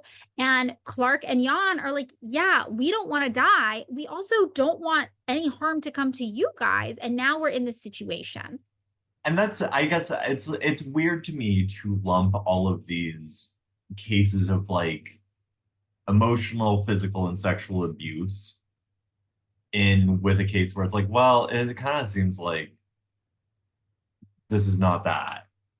Yeah, it's not. We get into kind of the details and a little bit of, well, you know, because obviously the Stockholm Syndrome thing is like these women wanted it. So we do talk about some sexual-ish stuff later, but okay. We'll get there. Yeah. So Kristen and Brigitte, day 2, are allowed to go to the bathroom on their own. Jan and Clark are like, yeah, we trust you. It's fine. While they're going to the bathroom, though, they pass by these officers on the stairs. Because remember, the stairs are kind of the in-between zone between the cop land and the robbers land. And the New Yorker was reporting on this in 1974, the year after it happened.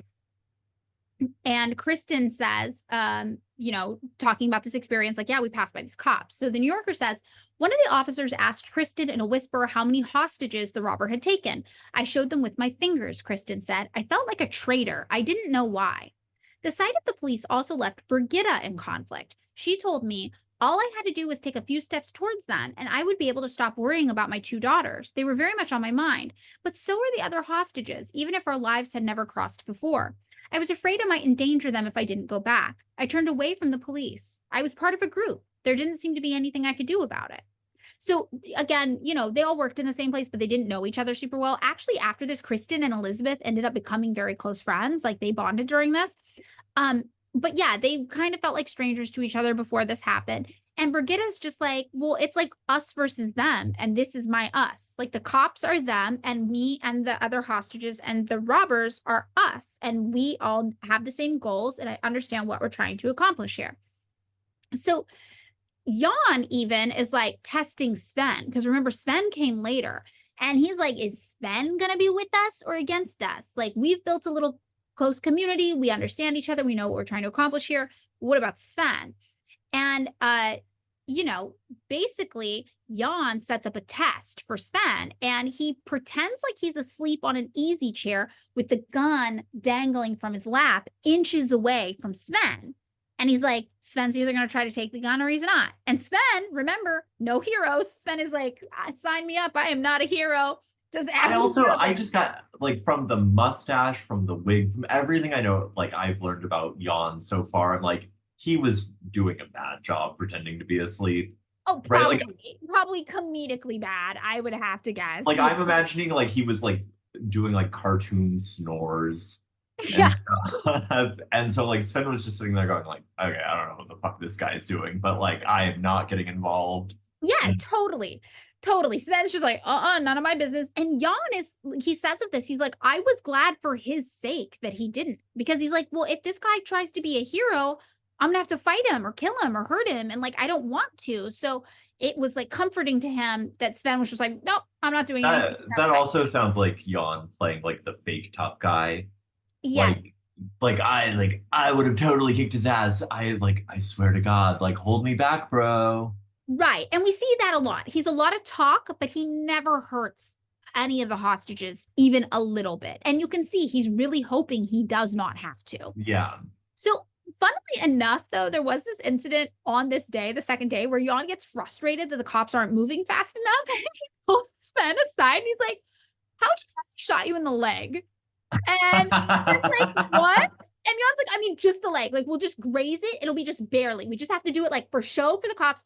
I'll pull you to the stairs. I'll look like I'm real mad at you. And I'll bang and I'll shoot you. And it'll just, I'm a real good aim. It'll just barely graze your leg. You'll barely feel it. But then you'll fall to the ground. And then Kristen is there. And Kristen's like, honestly, it doesn't sound like a bad idea, Sven. You should just let him kind of shoot your leg. And Sven's like, it's just the leg. That's so bad. This is the most yakety sax ass robbery I've ever heard of.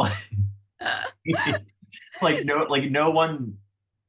I understand that. Like you were like, oh, the plan sounds pretty good. This is a bad plan. They're doing armed robbery. They're doing hostages. They're doing prison break.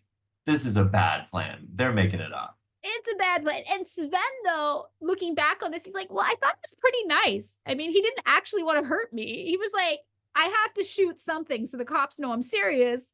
Look, you're the dude in the room, and it's just like a minor flesh wound. I'll just graze your leg. And Sven's like, oh, that was really sweet of them. Like, that's really nice. That's not so bad. So Sven is like, oh, I guess if it's just the leg, sure. Okay, I'm down. But Jan does not go through with this. Even shooting someone in the leg with coerced consent, but still some tacit semblance of consent, I guess, to make yourself sleep well at night. Jan still cannot go through with this because he does not want to hurt Sven. So, no bad ideas in brainstorming, right? Yeah.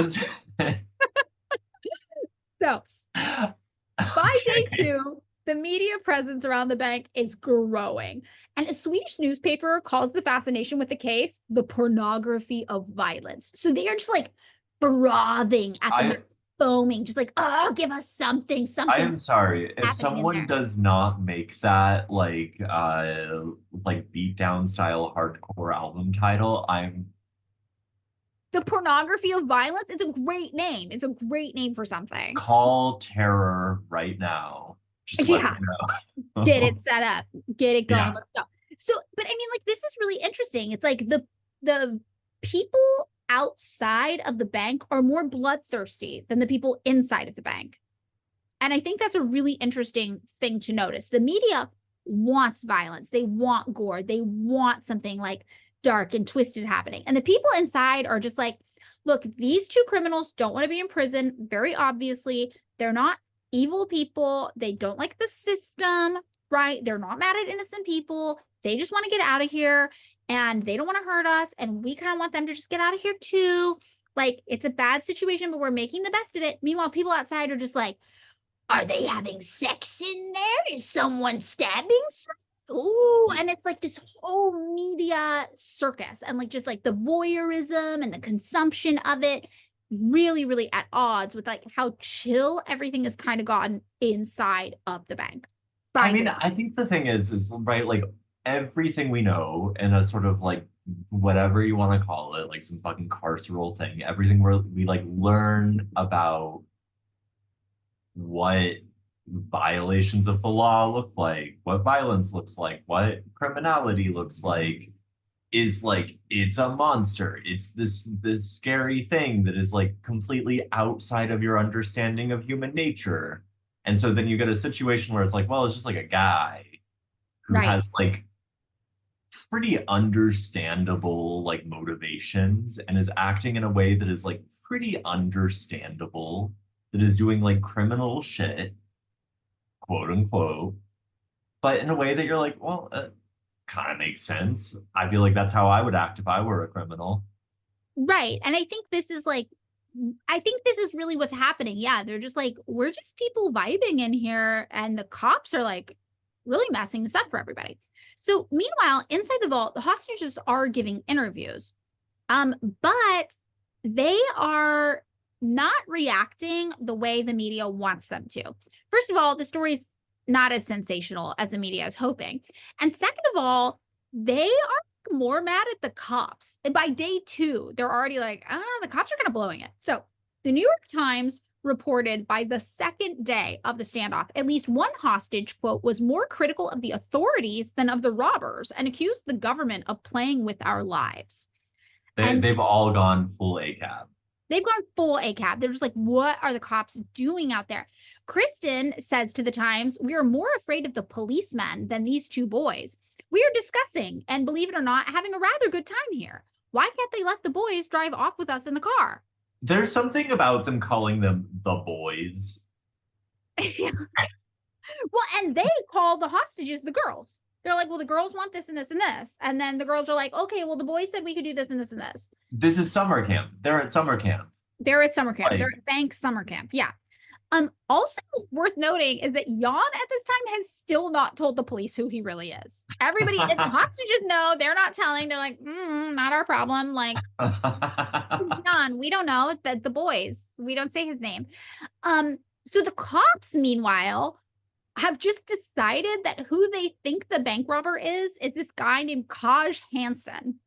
So Kaj was this famous bandit who, yes, had also recently escaped prison, but he had made it to Hawaii. He was like already out and Okay, I gotta ask, what the fuck is going on in Swedish prisons in the 1970s? Because it seems like A, they have the coolest prisoners, and B, those prisoners are getting out like a lot. Yeah, it's not exactly maximum security. Other countries don't do prisons the way the United States does prisons. No, I mean, that sounds great, but like they're just leaving. Basically, if you decide you want to go, they're just like, there's the door. We'll try to catch you later.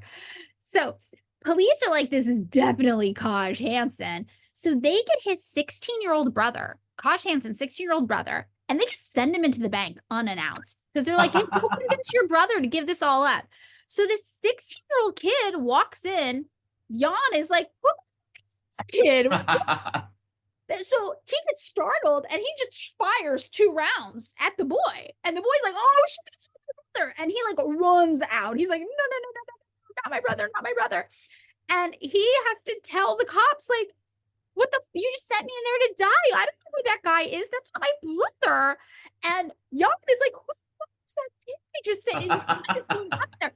And the hostages are like, oh, the cops are idiots. The cops are like, they are stupid. So the hostages are really like, oh, our lives are in these guys' hands.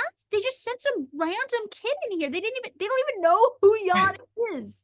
I feel like I don't know what it's like to be a cop. Thank heavens. Right. I feel like if at any point I'm in like a what I consider to be a life and death situation, and I'm like, you know what? I'm just gonna grab some random 16-year-old and have him handle it.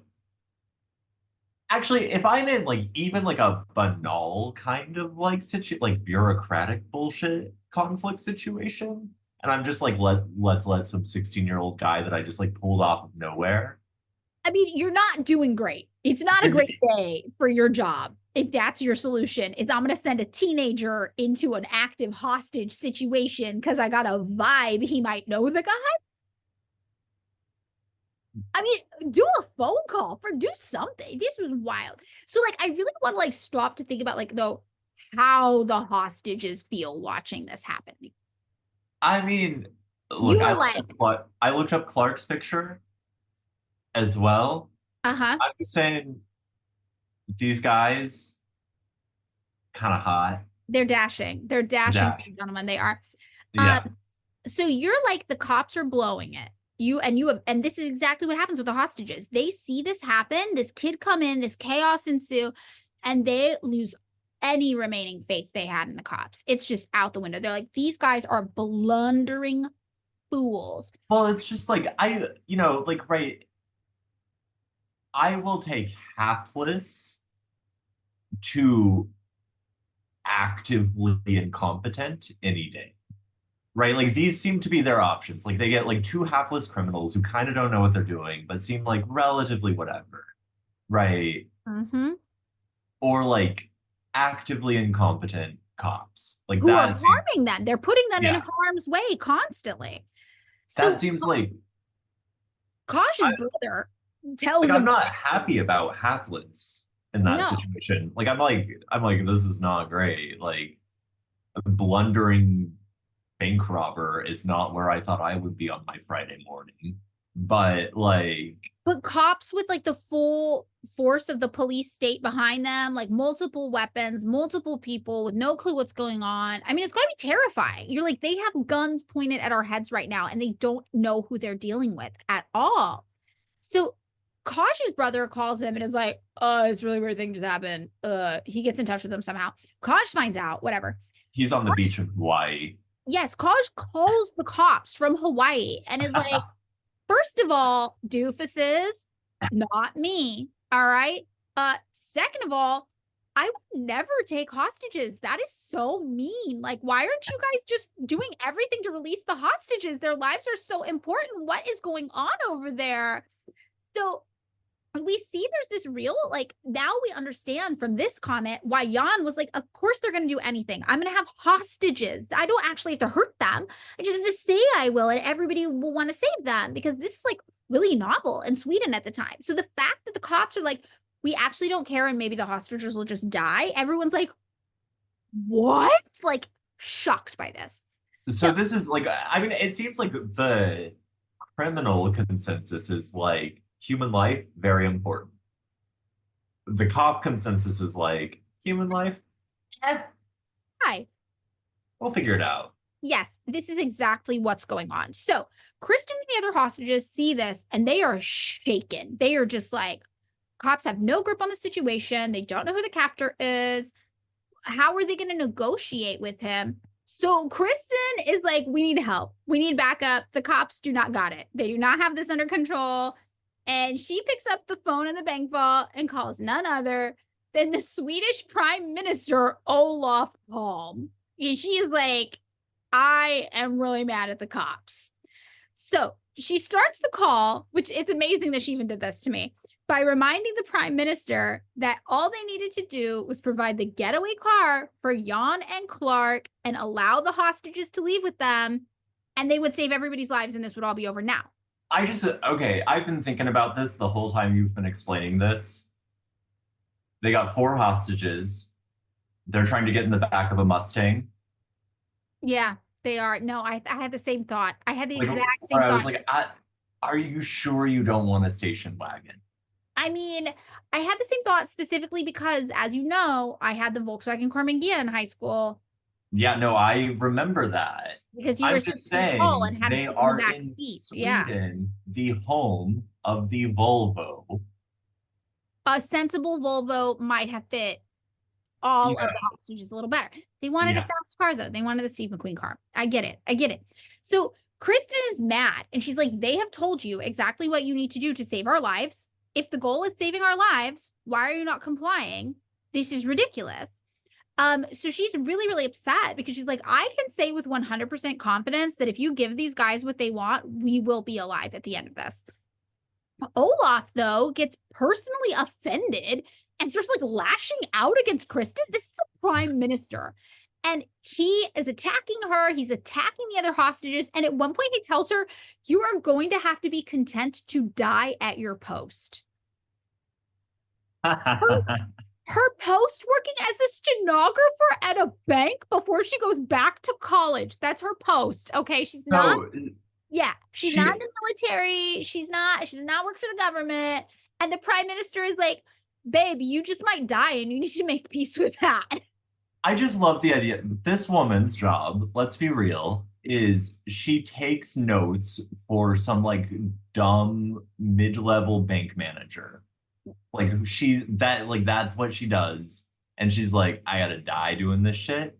Yeah, that's what the prime minister tells her. And I think this exchange is so fascinating because it just really shows you the explicit relationship that capitalism fosters between the state and money. The goal of the state is to protect wealth at all costs, right? And you cannot incentivize people to steal money from banks by giving into their demands. So it's like the human cost of protecting capital is just so explicit. He's just like, babe, I don't know what to tell you. You might die. And she's like, literally, you could save my life in 10 minutes by just saying I'm allowed to leave with these men. And he's like, absolutely not. What if this guy, this prime minister, he's an undercover communist. He's just like, listen. It's acceleration theory. He's like, it has to get so bad.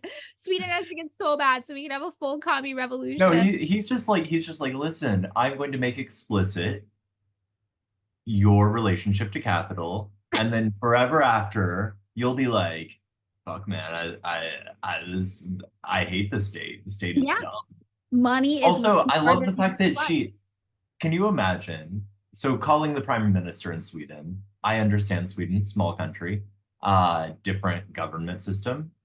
What is this, like calling Joe Biden? Yeah, I think it's got to at least be like calling Nancy Pelosi.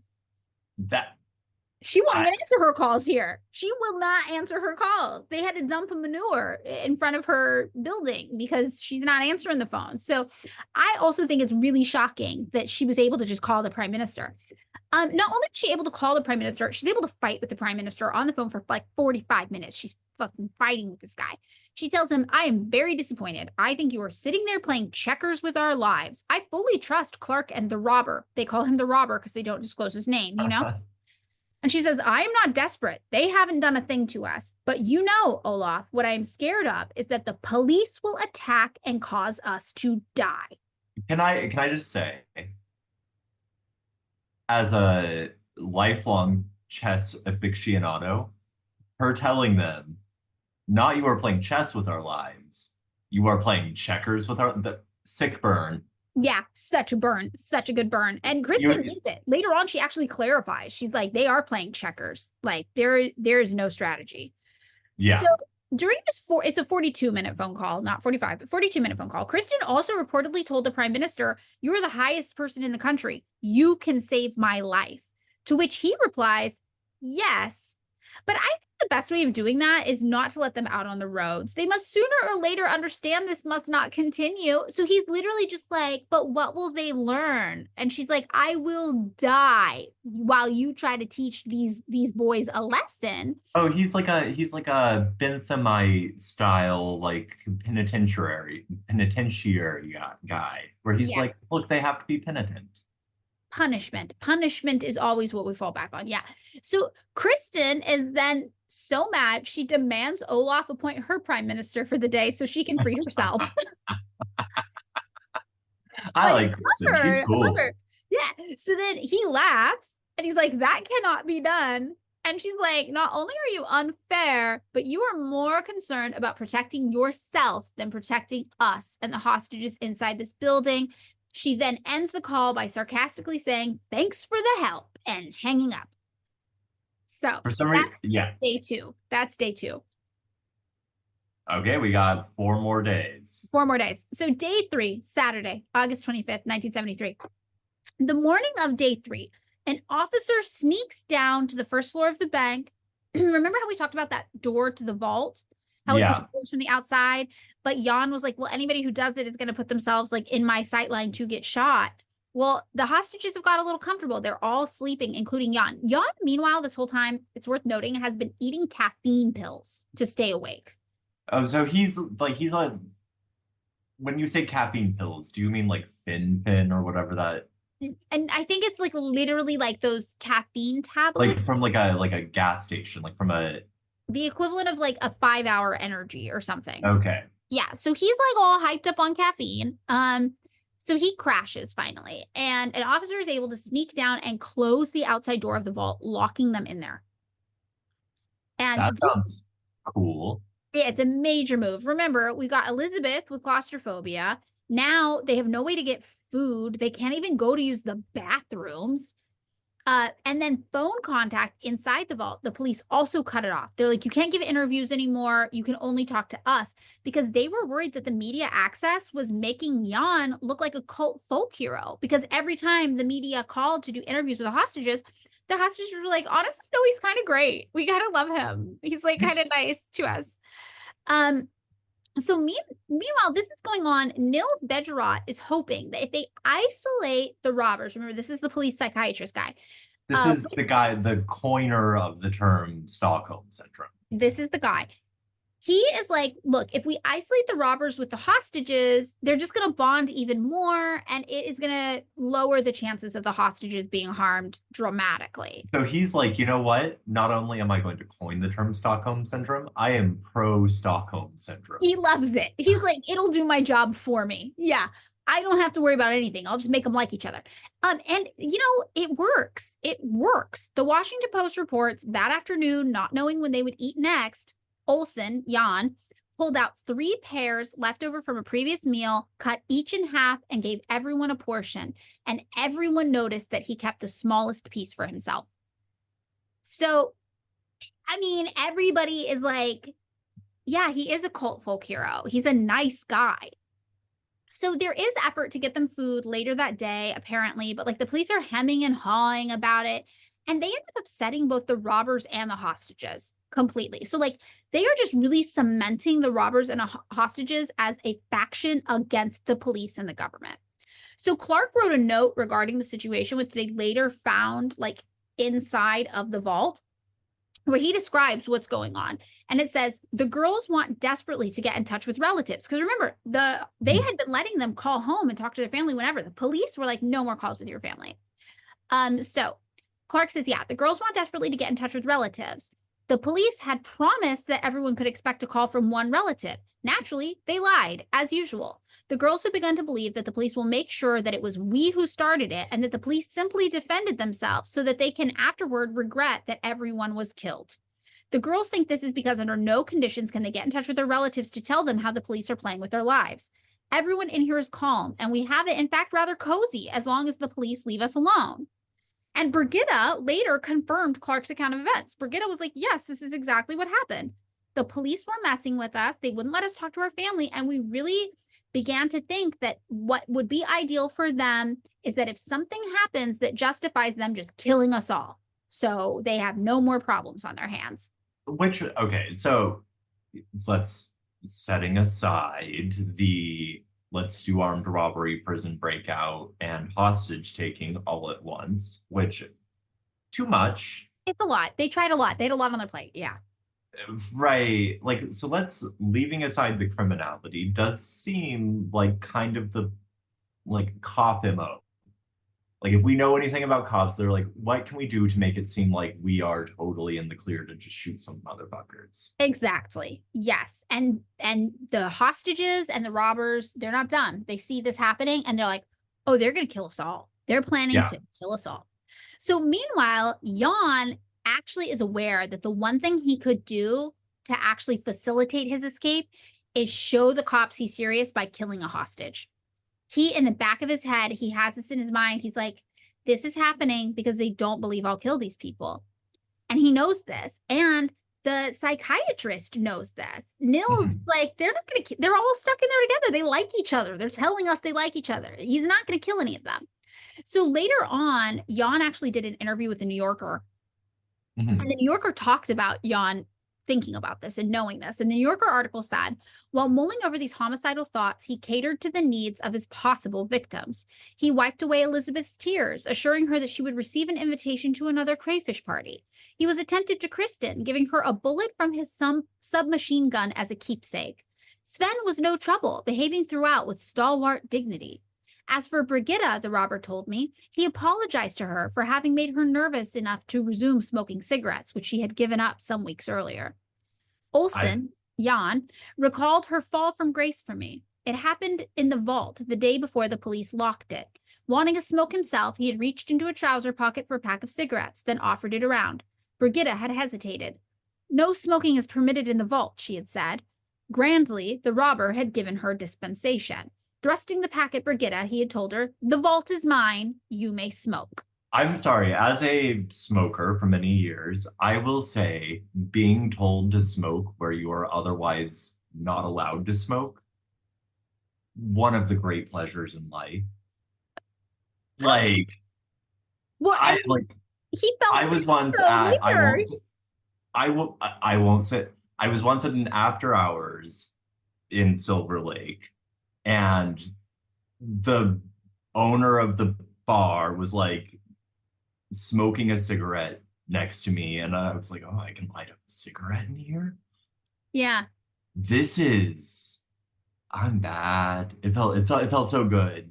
Yeah, well, Brigitta fell for it hard. You know, I've never been a smoker. I don't get it. But Brigitta was like, I'm going back to smoking. And then later, Jan felt so bad. He was like, oh, she just quit. And I did that? Oh, I didn't know. So the hostages, for their part, they were pretty conscious of trying to stay likable and helpful for the robbers. Like Kristen was like, yeah, if someone likes you, he won't kill you.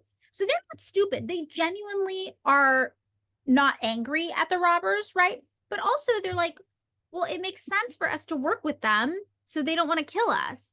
So, you know, it's a way to stay alive, very obviously. We all have mutual goals, and it makes sense for us to work towards them together. And so the robbers would tell them stories to pass the time, and the hostages would ask them questions like, well, what was your life like before this? Like, why'd you break out of prison? Blah, blah, blah.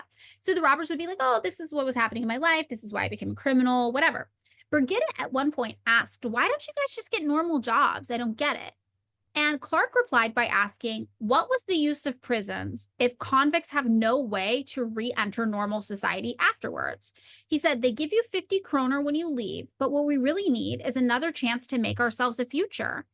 And Sven recalled how sympathetic, like all of them, the hostages, were to this situation, saying, We were all sympathy, taking in everything they told us. We acted as though they were our victims and not the other way around.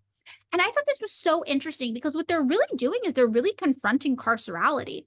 What they're doing is they're looking at these men who are victims of the system, victims of the state, victims of circumstance, and they're seeing them as victims. When, like you said, David, earlier, it's like we like to pretend that the criminal is just this irredeemable source of evil, this real bad man. But they're looking at these men and they're like, they are victims too. Like we are all victims of each other. And this is just a bad situation we're all forced to be in together. And I think that like this is just such a pivotal moment for me in like understanding anti-carceral thinking and understanding the role of transformative justice. Because when Clark is like, we need another chance to make ourselves a future. Like, what's 50 kroner going to do? We have no choice but to go back to crime once we've been to prison. What he's really doing is making a call for transformative justice in communities that allow circumstances so that people can change and don't have to resort to these situations again. And I love that it's like so casual that they're just like experiencing this with each other, because this is something that so many people never are able to fully conceptualize unless they know somebody who is a convicted criminal who has served prison time. Yeah, I mean, look, I've known a lot of people who've been under or who have had, let's call it, a sketchy history with the law, who have described in varying ways the sort of tribulations that they've gone through.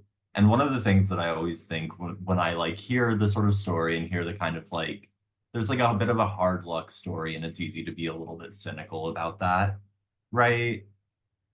And one of the things I think is like, it doesn't actually matter how sincere someone is about their sort of rhetoric. Like the baseline thing that you end up thinking is like, like most people aren't Hannibal fucking Lecter, right? Like this is not, and like even Hannibal Lecter seems to get Clarice on his side eventually, right? Like, it's just, I think the law tends to rely on, folks having some kind of storybook morality, as opposed to being like, look, this is nuance, and I feel like I can actually rely upon like a kind of nuanced understanding of the people I'm being confronted with, whatever the fuck they've done. Right? Does that make sense? Because it's like I've met people who've done shit that I'm like, whoa, that yeah. Sometimes people do bad things, but you're like you need, if you want to solve the problem, you need to look at the situation from a nuanced perspective, and you need to understand the causes, and you need to separate like the cause of crime from like the morality and ethics of committing a crime. And you have to allow like for people to do unethical things and for you to still have the capacity to see the reason and try to treat the problem, not just the symptoms of the problem. And I think that's really where people get hung up in their own moral superiority, right? Like their morality high horse, and it makes them inactive. So it's like you can spend so much time being angry about how this person shouldn't have done this, but ultimately all you're going to do is create more victims, because as long as that is your primary focus and not like logistically assessing the root cause of the problem and fixing that, you're never going to stop this from occurring. And like you're allowed to have your feelings, but like, like these people, when they don't want to be locked up inside of a vault at their work, at their jobs. Yeah, presumably they're having to like go to the bathroom in a bucket in front of, it's bad. Yeah, like it's like not great. It's not fun. They don't like it. But at the same time, they're able to be like, this, not an ideal thing you've done. Would really prefer to be home with my family, with my kids, just hanging out. Don't want to be here. But that said, I understand the cause of this situation, and I'm able to like process you as a three-dimensional human and understand the circumstances that made this happen. Yeah, and I think, I mean, in my experience, the people who get real mean about justice or whatever are the people for whom it's always hypothetical. If I saw someone who did X, Y, or Z, I'd fucking kill them, or that kind of rhetoric. Yeah. Where it's like, oh, you've never actually met someone, or like you don't know that you've met someone who has been in prison or who has experienced these things. And so like you don't actually have like an experience of how fucking nuanced it is. I don't know how else to put it. Like, I know No, I'm it truly is. And like, you know, like one of my friends was just a victim of like random violence. Like it's really rare. You know, most violence comes from people, you know, it was like a random attack, was randomly attacked. And she was like, I don't want this guy to go to prison. I just want him to have to go to anger management. I want him to pay my hospital bills. And like, that's a lot of the people we talk to. That's why like transformative and restorative justice approaches have such like a high success rate with victims. Victims prefer them over carcerality because it actually addresses the root problem and centers the victim's needs too. So, okay, this is the close of day 3. They're getting really close. They're understanding, you know, kind of what makes a criminal in their society. Day 4 and 5 is a period where kind of the same thing happens in slow motion for 2 days, Sunday, August 26th through Monday, August 27th. They're holed up in the bank, forced into the vault, locked in there. Hostages begin to hear the sound of drilling on the walls around them. Basically, a crew had started working to punch holes into the vault from above. And the police told Jan this was just going to be wide enough so he could give them his weapon for his escape. But Jan is like, this is not what's going on, and I know it. And it was taking them hours to drill the holes because it was like steel and concrete right in the ceiling. So this is like essentially like a form of like psychological attack. Like they're like, no, it's even worse. They are drilling holes so they can throw tear gas down into the room where everybody is locked in. And Jan is terrified of tear gas. And all the hostages are kind of like, why are you so terrified of tear gas? And he's like, if you are exposed to tear gas for 15 minutes, it will cause permanent brain damage. And he was not totally paranoid. We actually have a ton of evidence that tear gas has been found to potentially cause neurological problems that are lifelong, to cause permanent skin or eye damage. Like the fact that cops use tear gas is absolutely barbaric and bizarre and should not be happening. And not only were they going to tear gas Jan and Clark, they were going to tear gas the 4 hostages that they locked in a room with these guys. So panicked, everybody's panicking. The hostages are panicking. Jan is panicking. Jan is like, here's what we're going to do. We're going to put all the hostages around the hole so they can see you with a noose around your neck. And the other end of the noose is going to be tied to in some way they were like basically setting it up so that if the hostages lost consciousness from tear gas, they would fall and they would hang themselves. And this is what Jan is telling the cops. Like, okay, if you do that, all the hostages are going to die. And you're going to be the ones who killed them. And I'm putting them by the hole so you can see I'm not bluffing. So the hostages, for their part, when they talk about this, they're like, Jan was definitely not going to kill us. He would never have let that happen. We were all just really terrified of tear gas entering the vault, basically. So the police then start just drilling in different places to avoid where the hostages are standing with the nooses. And they end up drilling like 7 holes in total. They do like send sandwiches through the holes for everybody to eat for lunch while this is happening. So they're like, hey, so just to let you know, tear gas is coming. But in the meantime, ham and cheese? Yeah, here's a sandwich. You might die. Whoop. So also, though, everybody's getting tired of standing with nooses on their neck, like by this hole in the ceiling, you know? Oh, I think they were like standing on chairs or something. I don't even know. So Jan is like, okay, you can't all stand here. It's too much. It's too hard. So we're just going to rotate one person at a time. And Sven is like, I'll just stand there for everybody. And Jan looking back is like, he was a real man. He was ready to be a hostage for the hostages. I love that Jan has a real communitarian approach to potential mass death, where he's like, we're either all going to do it or we're going to take turns, but we'll figure out like an egalitarian method to the potential of death. Right. And Jan is like, I'll do it. And he's like, that Jan, or not Jan, Sven, sorry. Sven, but I'll do it. And he's like, that's Sven, what a good guy. Also, at some point in this day, police breached the hostage room and gunfire was exchanged, but I'm not really sure like the timeline, just like so many weird little attempts happen. So whatever. So day 6 comes around. That's Tuesday, August 28th. This is the final day. Police continue to make holes in the roof so they can fill the room eventually with tear gas. As the hours pass, Jan gets more and more agitated, and he keeps telling the police, like, you've got to stop or I'm going to kill all the hostages. You've got to stop. And the hostages are also urging the police. They're like, don't tear gas us. Oh my God, we don't send in gas. Whatever you do, like, We do not want to be tear gassed. This is so fucked up. The police, though, don't listen, and they complete drilling 7 holes, and then immediately, begin spraying tear gas into the room. Jan freaks out. Kristen, terrified. Jan, still had a noose around Kristen's neck at this point.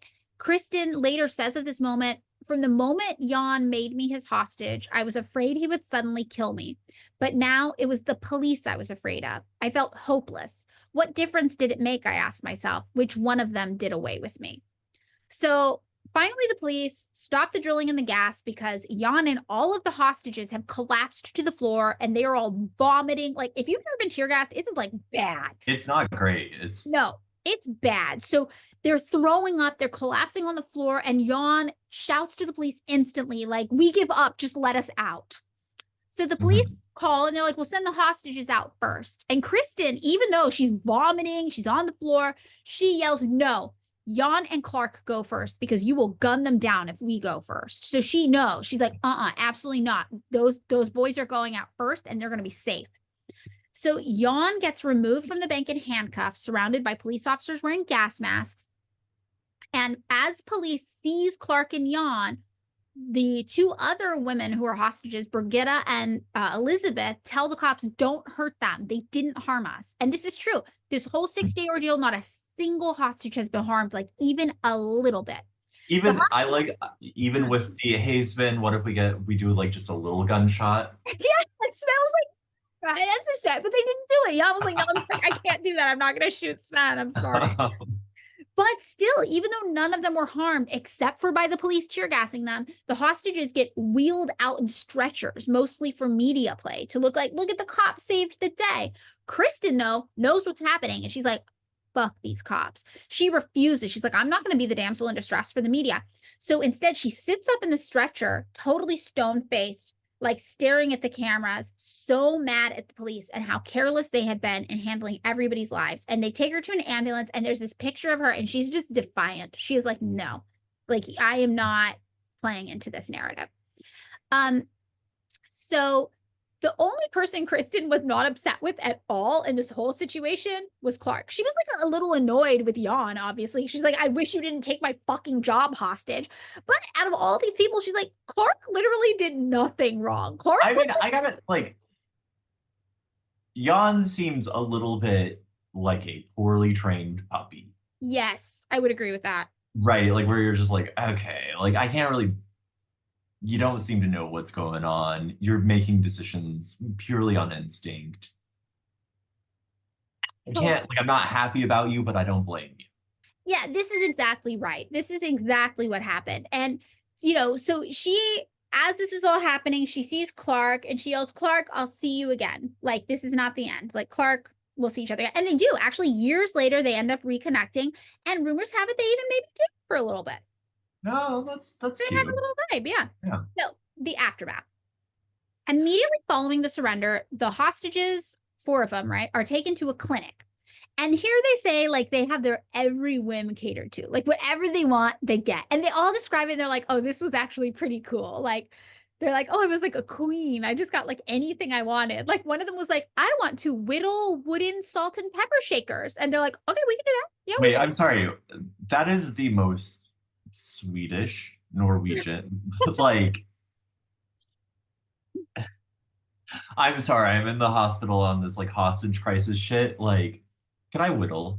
Yeah, no, they were just like getting everything they wanted. Like, I'm assuming they made like a slow TV special for like 5 hours of them whittling salt and pepper shakers. Well, only one person was doing like the salt and pepper shakers. Somebody else was like knitting. You know, they were just like all like vibing. So they did a craft circle. They went to the hospital and they did a craft circle. Pretty much. But they were like, oh, it felt so good to like take a shower. Like I'd been in the same clothes for 6 days, you know, like people were like, oh, I have pajamas on. Like, oh my God, I get to wear pajamas. They also like brought them whatever food they wanted to eat. And they were like, oh, this is great. Presumably some form of pickled fish. Probably a pickled fish. They love that there. Yeah. Kristen and Elizabeth immediately, though, felt pressured in the clinic to accept a narrative being forced on them by doctors about their experiences. So separate from each other, they're separated. Both of them later reported, they're like, yeah, the doctors were really trying to like tell me what happened. And I was like, that's not what happened. What? So Elizabeth accused one of the doctors of trying to brainwash her into hating Jan and Clark, rather than her actual assessment of them, which was just like complicated and multifaceted. You know, she said she was not happy to be held hostage, obviously, but she saw their humanity. So she was like so weirded out that the doctors were like, no, and you hated them and they were evil, bad men and you want them to die. And she was like, what? So at one point she even asked one doctor, is there something wrong with me? Like, why don't I hate them? Elizabeth actually later would remark that the trial after the fact about the hostage ordeal was far more traumatizing for her than being held hostage had even been. It was like a re-victimization that we often hear about with victims in carceral settings. But she said beyond that, like she had made peace with her story about what happened to her, and having people try to poke holes on it and poke at it and make it out to be something different really freaked her out. Like after the hostage situation ended, she didn't have ill will towards Jan and Clark, but then after the trial, she started having nightmares about Jan and Clark hurting her, which like they wouldn't have done, but like the process of the trial just like really upset her. It really messed with her. I mean, trials are whatever else you can say about them, theater, right? Like, and as a consequence of which they are really good at presenting like that kind of storybook morality. Like that's kind of what they're there to do, whichever side you're on. Like if you're like trying to prove someone innocent, you're trying to prove that they are like a good moral upstanding character. You're trying to prove them guilty, you're trying to prove that they're like an evil villain. And so it's like that must have been so dissonant with her actual lived experience. Yeah. Right. Of like, oh, it's nuance. Like, I'm not happy about this. These guys kind of suck in some ways, but they're kind of nice in other ways. And like this is all kind of a fucking mishigas. Right. Yeah. That's Sorry. exactly what it was. No. So she was like, you know, I have my story, but this is not reflecting it. Also, Sven, shockingly, something of a prison abolitionist after this experience. He realized, he was like, I cannot hate these men. And instead, he, according to articles, found himself contemplating the condition of prisons and prisoners in general. And he had like never considered social or political issues ever before in his life.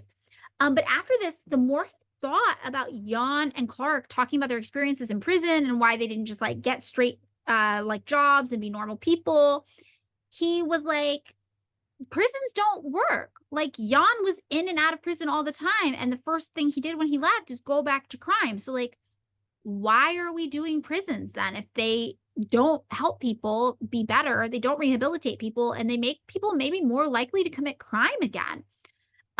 And he also was like giving interviews after this, telling people like all of the prison system needs to be radically overhauled and we need to have better policies in place to like help convicts.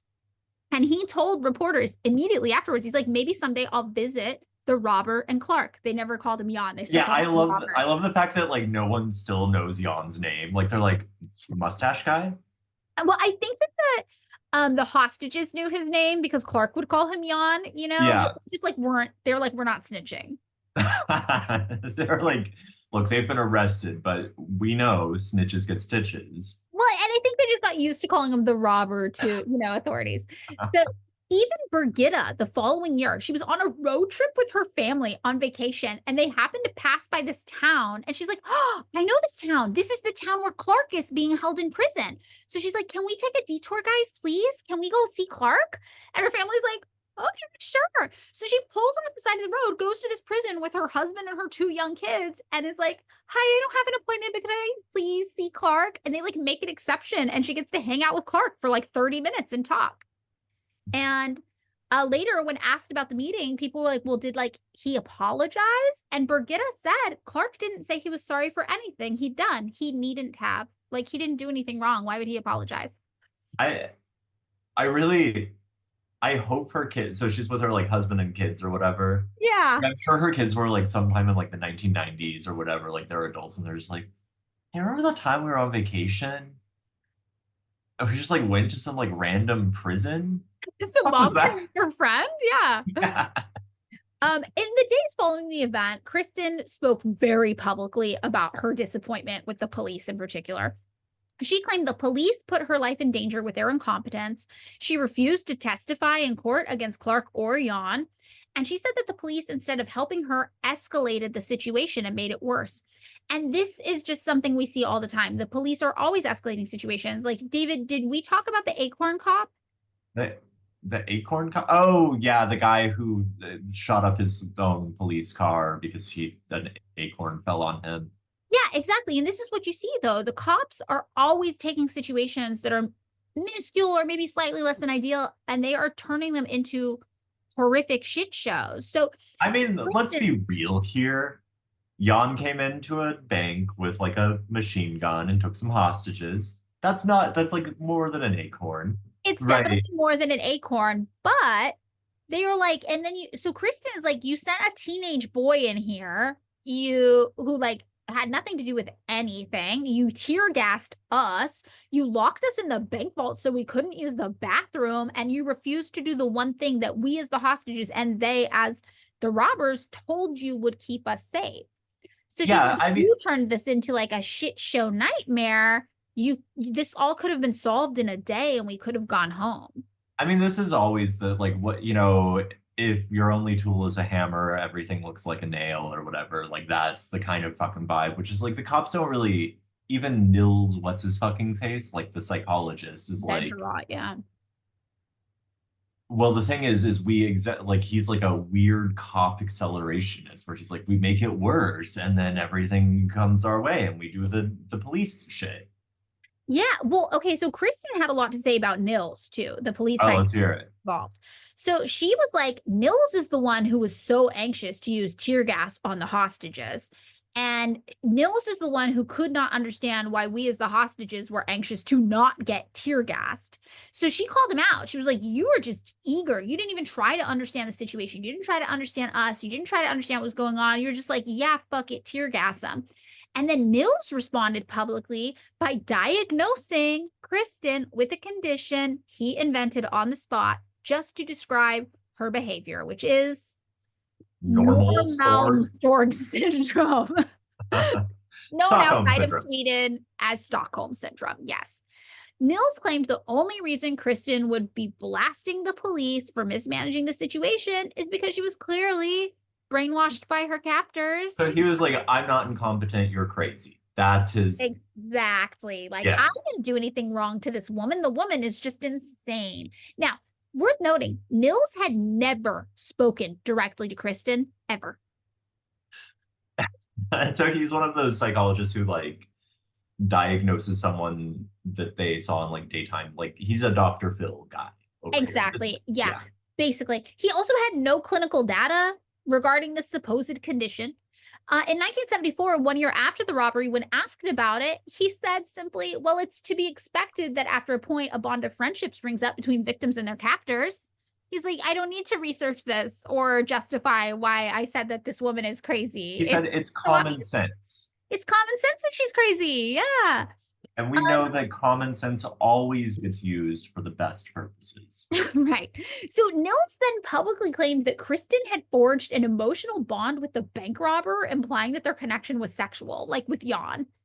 And remember, she does later reconnect with Clark, and they maybe end up dating, but she definitely is not interested in Jan, like, at all. And nothing happened romantically with Clark the whole time they were in there. So everyone, though, seemed obsessed with this idea that the hostage situation was somehow this weird orgy in the bank vault. Like the media, the interviewers, the police, everyone was just like, and then you had sex, right? And then everybody had sex, and then they had sex, and who had sex? And what we know about the extent of sexual contact just basically says 2 incidents occurred in the 6 days. The worst of the incidents is that there is one point in the 6-day saga where Jan ends up cuddling with an unnamed hostage on the floor while everybody is trying to sleep. Everybody pretty much assumes this is Elizabeth, though, probably. And remember, Elizabeth leaves the situation not having any ill will towards Jan or Clark. But, it's cold, they're shivering, it's cramped, and he asks, can I come sleep next to you? And she's like, yeah, that's fine. So in laying next to her, he becomes sexually aroused, and she notices, and he says, "I'm so sorry, I've been in prison and I have not been like next to a woman in years. I apologize." And she's like, "It's fine." And then he's like, "Is it okay if I touch you?" And she's like, "You can touch me gently, that's fine." And then he's like, oh, like more aroused, and he's like, "Are you interested?" He's like, "You want to fuck?" That's basically, but like nice. Like, yeah. He's like, he was really respectful about it, and I was like, "No, I don't want to do that."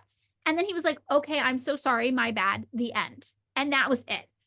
So, whatever the case, I mean, I would say if she had said yes, that would have been coerced consent anyway. Like, the guy had a gun. Yeah, She was probably sure. terrified for Like her life. the hostage taker, not in a great role to get informed, like consent, right? Yeah, not like that is definitely would have been coerced consent, but she didn't consent. She said no, and by everyone's account, that was the end of it. And there was even the reason why everybody thinks this is Elizabeth is because Kristen at one point, this was early on, saw Jan laying down next to Kristen or next to Elizabeth, and she was worried. She was like, "Oh no, what's gonna happen?" And then she's like, "Oh, it was fine. Okay, all right, that was fine." So because she was worried that some form of sexual violence might happen, and the fact that when he was like, "Can I?" and she was like, "No," everybody was kind of like, "Okay, well, if that was," she probably could have said no earlier as well. It's not great. It's not a good. It's not great. It's not also great. It's not the sort of tabloid story that it seems like Nils wants to make it into. Exactly. It's like this one thing happened. It would have been bad. It would have been bad if something had happened. But, at the very least, looking at this situation, he respected the no. The no happened. No awards for holding people hostage and putting them in a position where they have to tell you, "No, please don't touch me," in a sexual way.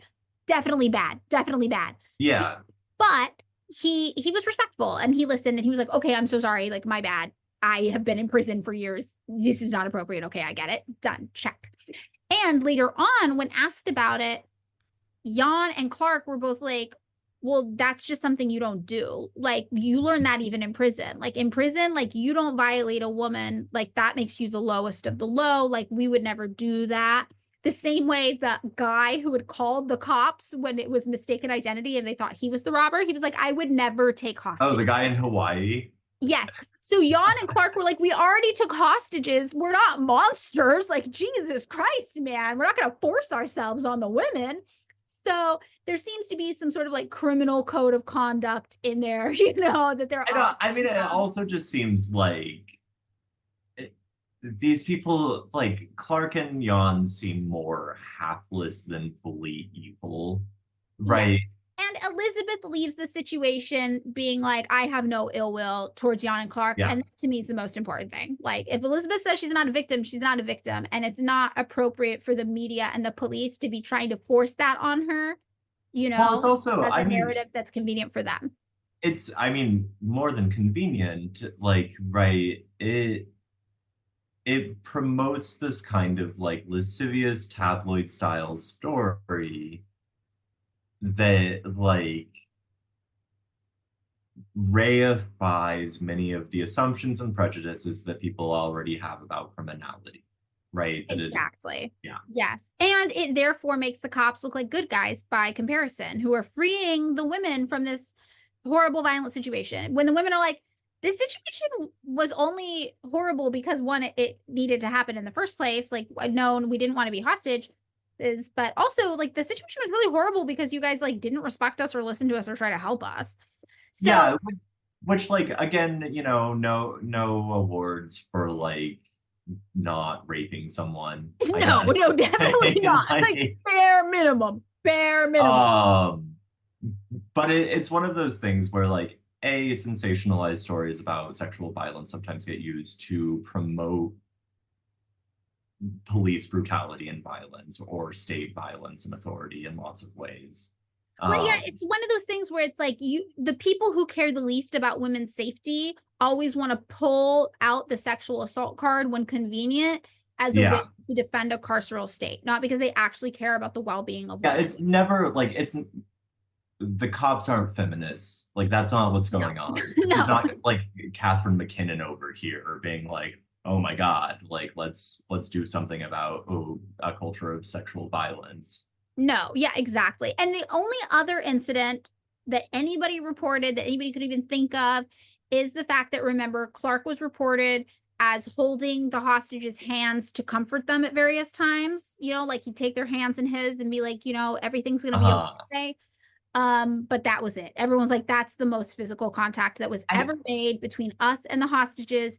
Is the one situation with Jan asking if he could have sex with this woman, and she said no, and he was like, okay, my bad. And then Clark touching our hands to comfort us and be like, you are going to be okay, I promise.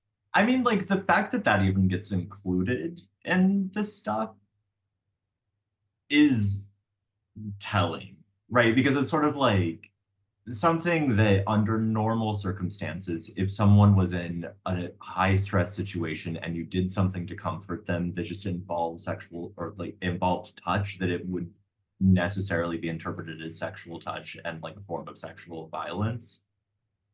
Do you know what I mean? Yeah, it's like if someone's sad and you hug them, that's not a sexual advance. Yeah. Probably in 99% of situations, it would need to be so inappropriate that it was an exception, and that's why you mentioned it. So no, everybody was like, I mean, Clark touched our hands a couple times, but like nothing else. And then yeah, you know, that was kind of it. So Nils, though, did not like these explanations. He did not like this at all. This was not enough. And he was like, look, it is so irrational that someone would critique the police that clearly the only explanation is that Kristen was a 23-year-old silly girl who fell in love with Jan. Otherwise, it doesn't make sense. Why would she be mad at us? And this seems like, as someone who, again, I still got the pictures of Jan up on my computer. I'm looking at them. I've been looking at them this whole damn time. Hot guy. This is projection on Nils' part. Oh, possibly, yeah. Also, like, Kristen denied this vehemently. Kristen on her end was like, there was no love or physical attraction to Jan. I wasn't in love. She said, I was a 23-year-old woman who survived 6 terrifying days in a bank vault. So she's like, are you daft? Do you think that I was mad because I was in love with Jan? No, I'm mad because you guys locked me in a bank vault and maybe stayed there for 6 days and didn't try to help me get out.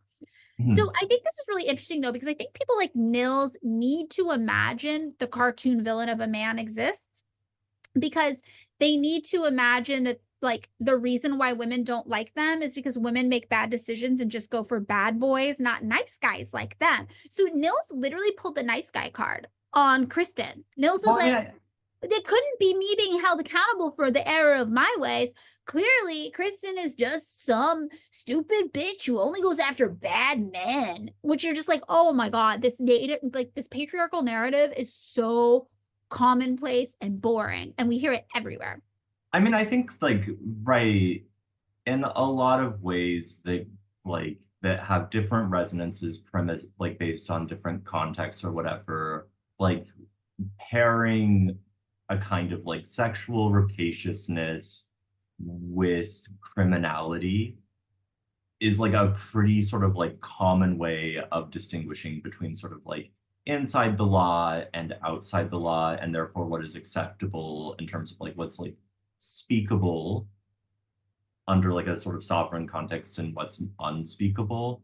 And so the fact that like there is this nuanced situation in which a bunch of people got put in a bad situation because of the haplessness and stupidity of 2 guys who are also in a bad situation, right? Like that needs to be explained somehow. And so like Nils just goes to the sort of stock and trade metaphors, right? Which is sexual rapaciousness and bad behavior go hand in hand. Right. But also in a way that vilifies women for making bad choices in the world about men that they're attracted to or something. Well, no, I mean, like, the sort of obvious underlying assumption is that women aren't subjects here. Right. Right. Like, they don't have agency, that they're sort of being, like, blown about by the winds of fate here. Yeah. Like, does that make sense? I mean, it does. But then also that when women are allowed agency, we only are like acknowledging it if it's to say they're making bad decisions. Yeah, I guess it's like, right, like it feels like you know, to call it Stockholm Syndrome, to sort of pathologize it, to make it this like sort of whatever, is to be like, this is outside of the kind of like rational decision-making procedure. Oh, It's like, yeah. No, I does do that by that. No, that does make sense. So she, even in being like, this stupid woman chose to fall in love with this bad man by pathologizing it, it's not a choice. It's like she had no choice. Of course she fell in love with the bad man. That's what women do. and it's to reduce women, and I mean, like, it's to reduce everyone in the situation that stands outside of like the sort of like proper law or whatever to like a state of like animality in a way, right? Where it's like, oh, they're not acting on their like rational person brain. They're Right. acting on their like baser instincts. That totally makes sense. Yeah, and that's what they wanted. They wanted the pornography of violence. That's what the media and everybody wanted. So for his part, Jan admits that there definitely was a bond between the hostages and the robbers. He said, yeah, they made it hard to kill, like meaning the hostages.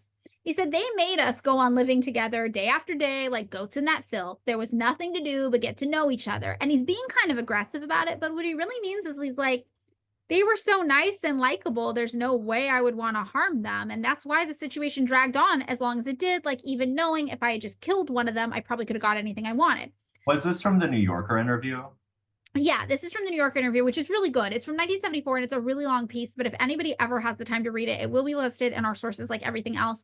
And it is a really good interview. I mean, I like, you know, forgive me, I'm getting the sense from these folks that like there is, let's call it, both a touch of self-aggrandizement and a touch of irony in the tone there, which is like, they made it hard to kill him, man. They're so fucking like, do you know what I mean? Yeah, no, totally. And that's the vibe of Jan. And another thing to point out is that like everything the hostages did is actually what experts say you're supposed to do when you're taking hostage. Like you're supposed to humanize yourself to your captors. Contrary to what propaganda wants us to believe, right? Like the most people who would take you captive aren't fully evil, amoral people without an ounce of humanity. They're usually people who have been dealt a bad hand in life, feel like they're out of options in this situation. You know, this situation is different, obviously, than like the J.C. Duggar situation or something like that. But even still, the way that a lot of the women from the first cases where we talk about Stockholm Syndrome, who were suffering far, far, far more intense, horrific abuse, sexual assault consistently, whatever, the way they survived was by humanizing themselves to their captors in a lot of ways. And so this is a strategy that actually is taught to people, and especially women in hostage situations. They say, you need to humanize yourself to these people. They need to see you as human. Don't let them objectify you, and that will make it harder for them to hurt you. And this is literally the tips for people getting kidnapped. They say, stay calm and compliant while trying to ingratiate and humanize yourself to the kidnapper while also stealthily looking for opportunities to escape. That is what they tell you to do. So for these hostages to instinctively do this and be like, well, yeah, like if you listen to Kristen, she's like, yeah, no shit. If they like me, they're going to be less likely to kill me. Duh. And then hear someone like Nils be like, it's a disorder. What's wrong with you? And it's like, how is it a disorder when this is literally what you're telling people to do to survive this exact situation? These are just smart, savvy people who lived. They're survivors. They did the smart thing. And Jan at one point was actually asked explicitly in that New Yorker piece, like, would you have actually killed one of the hostages though? Would you have really? Because people just don't believe it from him because he's nice and likable. And he says, in the beginning, I could have easily. I was keyed up with my plan. Maybe I should have. After I gave up, there were police who told me that if I had killed just one of the hostages, I could have had that plane out of Sweden. But I didn't need the police to tell me that. I knew it for myself. Like, and you remember him thinking back, and he was like, I could kill one of these people and I could probably get what I wanted, but I can't. So he explained that also further to the New Yorker interviewer. He said, it was the hostages' fault. They did everything I told them to do. If they hadn't, I might not be here now. Why didn't any of them attack me? They made it hard to kill, right? This is where he goes into that quote about being hard to kill. So he says there was nothing to do but get to know each other. Which one could I have killed? Elizabeth, helpless and crying for her crayfish party? Kristen, full of spirit, who could talk to Palm, the prime minister, the way she did? Sven, a decent, brave man? Brigada, who couldn't get those 2 kids off her mind? This is what he said. I mean, well, am I gonna kill these people? Again, I can't like right the beginning, in the beginning, I could have, maybe I should have sort of thing. Again, that feels a little bit like bravado. Yeah, it does. Like I'm like I don't like this is like this is like Monday, like Jan is Monday morning quarterbacking himself, right? Where he's like, I should have done it. I should have been like the like hard, tough guy who killed someone. Yeah. But like that doesn't really seem like the vibe. It doesn't. And also, like when you hear him explain this, he is explicitly saying exactly why people tell people in hostage situations, this is what you do. Kristen and the other hostages did exactly what they were supposed to do. They humanized themselves to John, and Jan admits that this made him, yes, more reticent to physically harm them. And Kristen wasn't the only hostage who admitted that they feared the police response to the robbery more than they feared their captors. Every single hostage admitted this, that the police seemed far more eager to incite violence than the robbers did, even when the robbers were showing like, oh, yeah, look how tough we're being for the police benefit. The police were the ones they said were being reactionary, that constantly had their guns drawn, that sent men in without proper consideration, that exacerbated the situation. So Kristen later said, yes, I was afraid of the police. What is so strange about that? Is it strange that one is afraid of those who are all around in parks, on roofs, behind corners with armored vests, helmets, and weapons ready to shoot? So, you know, this is really what the situation was. And it's weird that Nils tried to take basically the fact that these people were all human and built an understanding with each other and tried to, turn it into a pathology. So, okay, that kind of gets us to what the reality of Stockholm Syndrome as a syndrome actually is. And it's not real. It's never been included in the DSM, right? The Diagnostic and Statistical Manual of Mental Disorders, which is the handbook used by healthcare professionals in the United States and a lot of the world. This is considered, like the authoritative guide on the treatment of mental conditions, and it has never been included. There have been I think 5 different versions of the DSM. What's in it often changes. And there are a lot of really gnarly things in there. For example, yeah, no, I mean, in general, I tend to be slightly I'm not one of those RD Lang style anti-psychiatry types, but the DSM is not a fully credible document. No, and I mean what I'm saying is they will take some stuff that it's not been proven. I mean, the same year of the robbery, for example, was the year that the APA removed being gay as a mental disorder in the DSM. So they're taking some sketchy shit in there, and Stockholm Syndrome, they were too sketchy for us. Which I'm wow, too sketchy for you guys. It must be really, really sketchy. And it's true. It's because doctors are just this is not a thing. There's this one doctor named Alan Wade, who's a Canadian therapist, who, unlike Nils, who invented Stockholm Syndrome as a concept, actually did talk to Kristen at length about her own experiences. And Dr. Wade said Stockholm Syndrome became a way of silencing an indignant, angry, exhausted, courageous young woman who was speaking about the realities of the events from her point of view. It has nothing to do with the psychology of Kristen Enmark. It was a silencing strategy. And Kristen, for her part, actually did, spend years wondering if she'd done the wrong thing while in captivity by advocating for her own safety and the safety of her fellow hostages. She ended up later writing a book about her experiences, but it's never been translated, and people just don't talk about it nearly as often as they talk about Stockholm Syndrome. She once actually tried to go to therapy after the event because she's like, fuck, maybe I am fucked up. And the therapist, the first thing they did was ask if she had sex with her captor. And she was like, this is exactly the same thing. Crazy woman has sex with Jan because she's in love with him. Oh, so years later, Kristen came to realize, you know what? I think I did everything right. I stand by what I did. And that's why I'm a bad pawn for the police, basically. The police were eager to show the results of the blundered bank standoff as a win for law enforcement. And they didn't want anybody acknowledging that it was just a weird, complicated, confusing mess. And Kristen described her role in the situation by saying, the ideal hostage is a woman who keeps her mouth shut and thinks that the police are going to protect her. And when someone pops up like me who says the opposite, you have to call it being unhealthy, insane, instead of looking what the police did. When the FBI actually tried to research Stockholm Syndrome here in the United States, what they found is just 8% of victims identified any behavior that even would be consistent with Stockholm Syndrome. But when you removed the victims who were just upset with the police mismanaging their situation, That number dropped to like half. So 4%. So like a 3-ish and something, between 3 and 4. Yeah, so most doctors today are just like, Stockholm Syndrome is probably just a tool used to discredit mostly women who, like Kristen, refuse to be police propaganda fodder and play the role of the damsel in distress after going through a harrowing ordeal.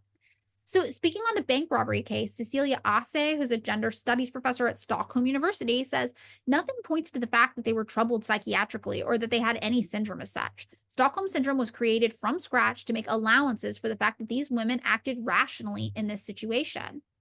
Instead of being seen as rational, though, she says female hostages' statements were interpreted in a very sexualized dimension by the authorities, arguing that Stockholm Syndrome is a constructed concept used to explain how hostages behave when authorities and states fail to protect them. There's also Christopher Ram, who's a psychiatrist at Sweden's Karolinska Institute and the author of the scientific article called Stockholm Syndrome, Psychiatric Diagnosis or Urban Myth. And he agrees that Stockholm Syndrome is, quote, not a psychiatric diagnosis. There's also Dr. Paul Applebaum, who's the chair of the DSM steering committee and Dollard professor of psychiatry, medicine, and law at Columbia University.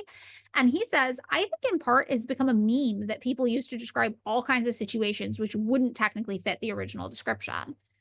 Dr. Wade, the first guy who actually like met with Kristen and like talked to her in depth about her experience, says Stockholm Syndrome is one of a whole network of concepts that shift focus away from the powerful role of institutional responses, and that it's part of a family of notions that stem from hyper-individual problematic notions in psychology and psychiatry rather than careful analysis of circumstances on the ground.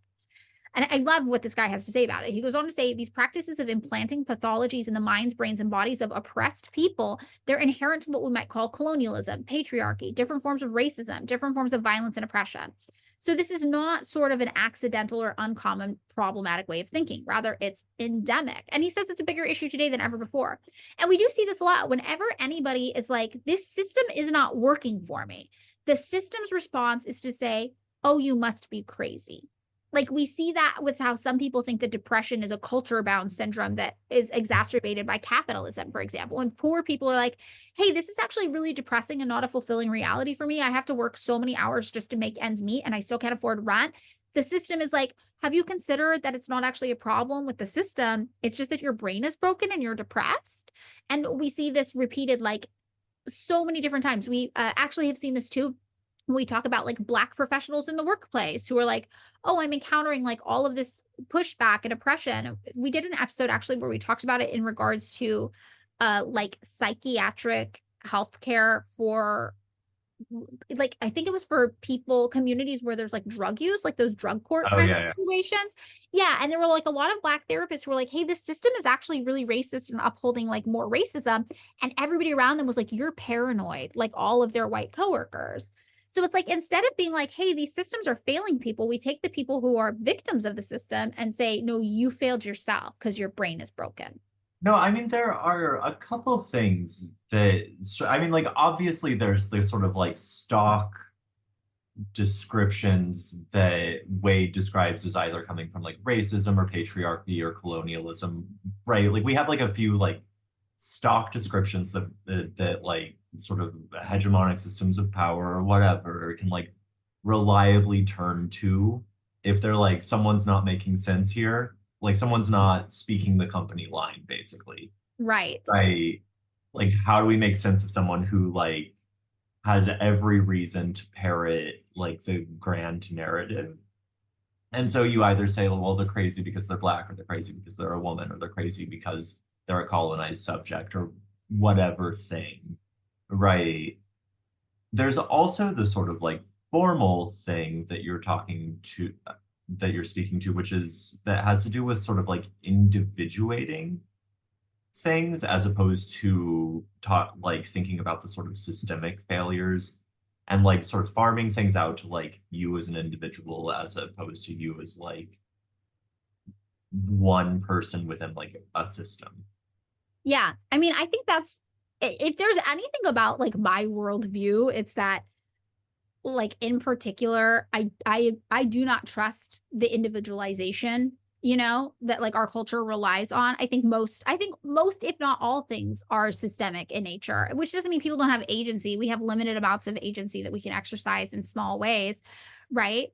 But like, and you know, there are things we can be accountable for. That doesn't mean people can't be accountable for their actions, but I think, yeah, most things do come down to systems in society and the way we structure things. And to believe otherwise is to believe that there's no way to change the world or change anything in it, because people sometimes are just bad or broken, and that's just how it is. And we know that's not true. We know that people are often products of their society. We know that people do change, that people in different situations will grow up totally different ways. You know, it's like we do know that there is some combination of agency you exercise over your life and decisions you make, and also like outside influences around you. And we do know that when you change circumstances, you change people, you change outcomes.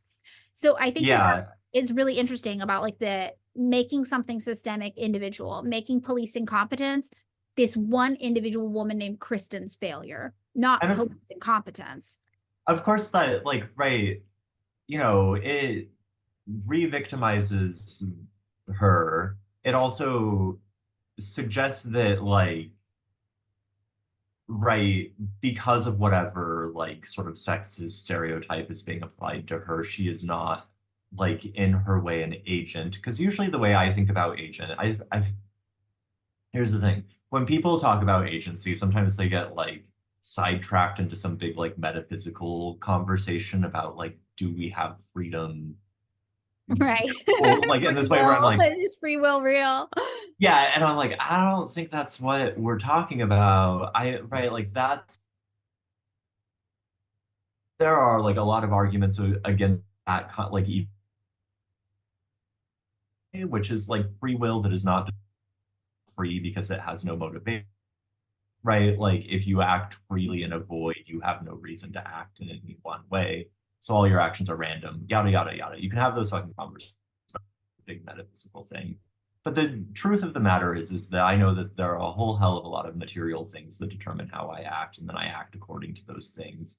And like listing off the things that prevented me from acting in a certain way, and then listing what I did under those material determinants tells you everything you need to know about my responsibility or Kristen's. Do you know what I mean?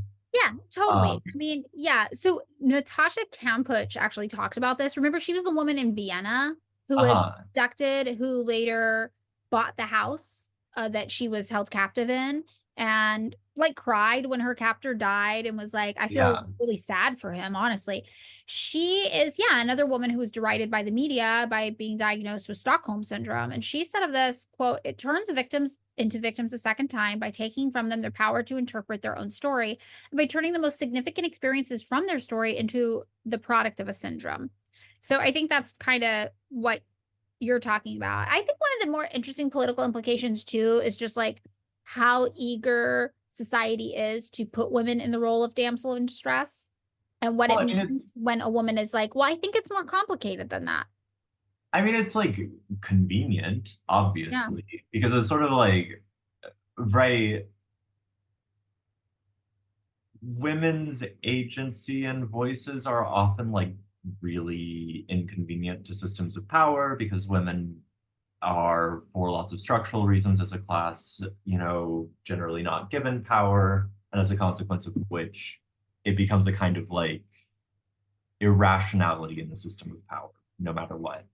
Does that make sense? It totally does. I think also something that, this is like, I think the final thought about Stockholm Syndrome that's really interesting is that when you think about the bank situation, it's almost like the robbers and the hostages had no choice but to be on the same side, because they were both victims of like the carceral system, just in different ways.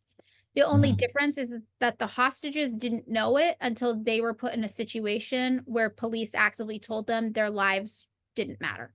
No, I mean, while you were talking, there was a point where I was like, get Netflix on the phone, get a TV studio on the phone. This is a great reality television premise. Right? Like, because it does have that like, you know, what is it, the white box scenario thing that like television shows usually do when they're running out of ideas, where they just put everyone into like a room and they're like, they're all trapped here, they'll figure it out, and that becomes the source of the conflict. I didn't know about this, but I am thinking of an It's Always Sunny in Philadelphia episode where they're all like stuck literally in a sinking ship or something. Yeah, I feel like every television show eventually comes to a point where they're like, you know what we're going to do? We're going to trap them in a space for 22 minutes with commercial breaks. But like, I mean, it seems like the other thing I kept thinking was the cases you brought up as like the sort of famous cases of quote unquote Stockholm Syndrome in the beginning, with the potential, maybe possibly even kind of exception of Patty Hearst, do not fit the case that gave Stockholm Syndrome its name. Yeah.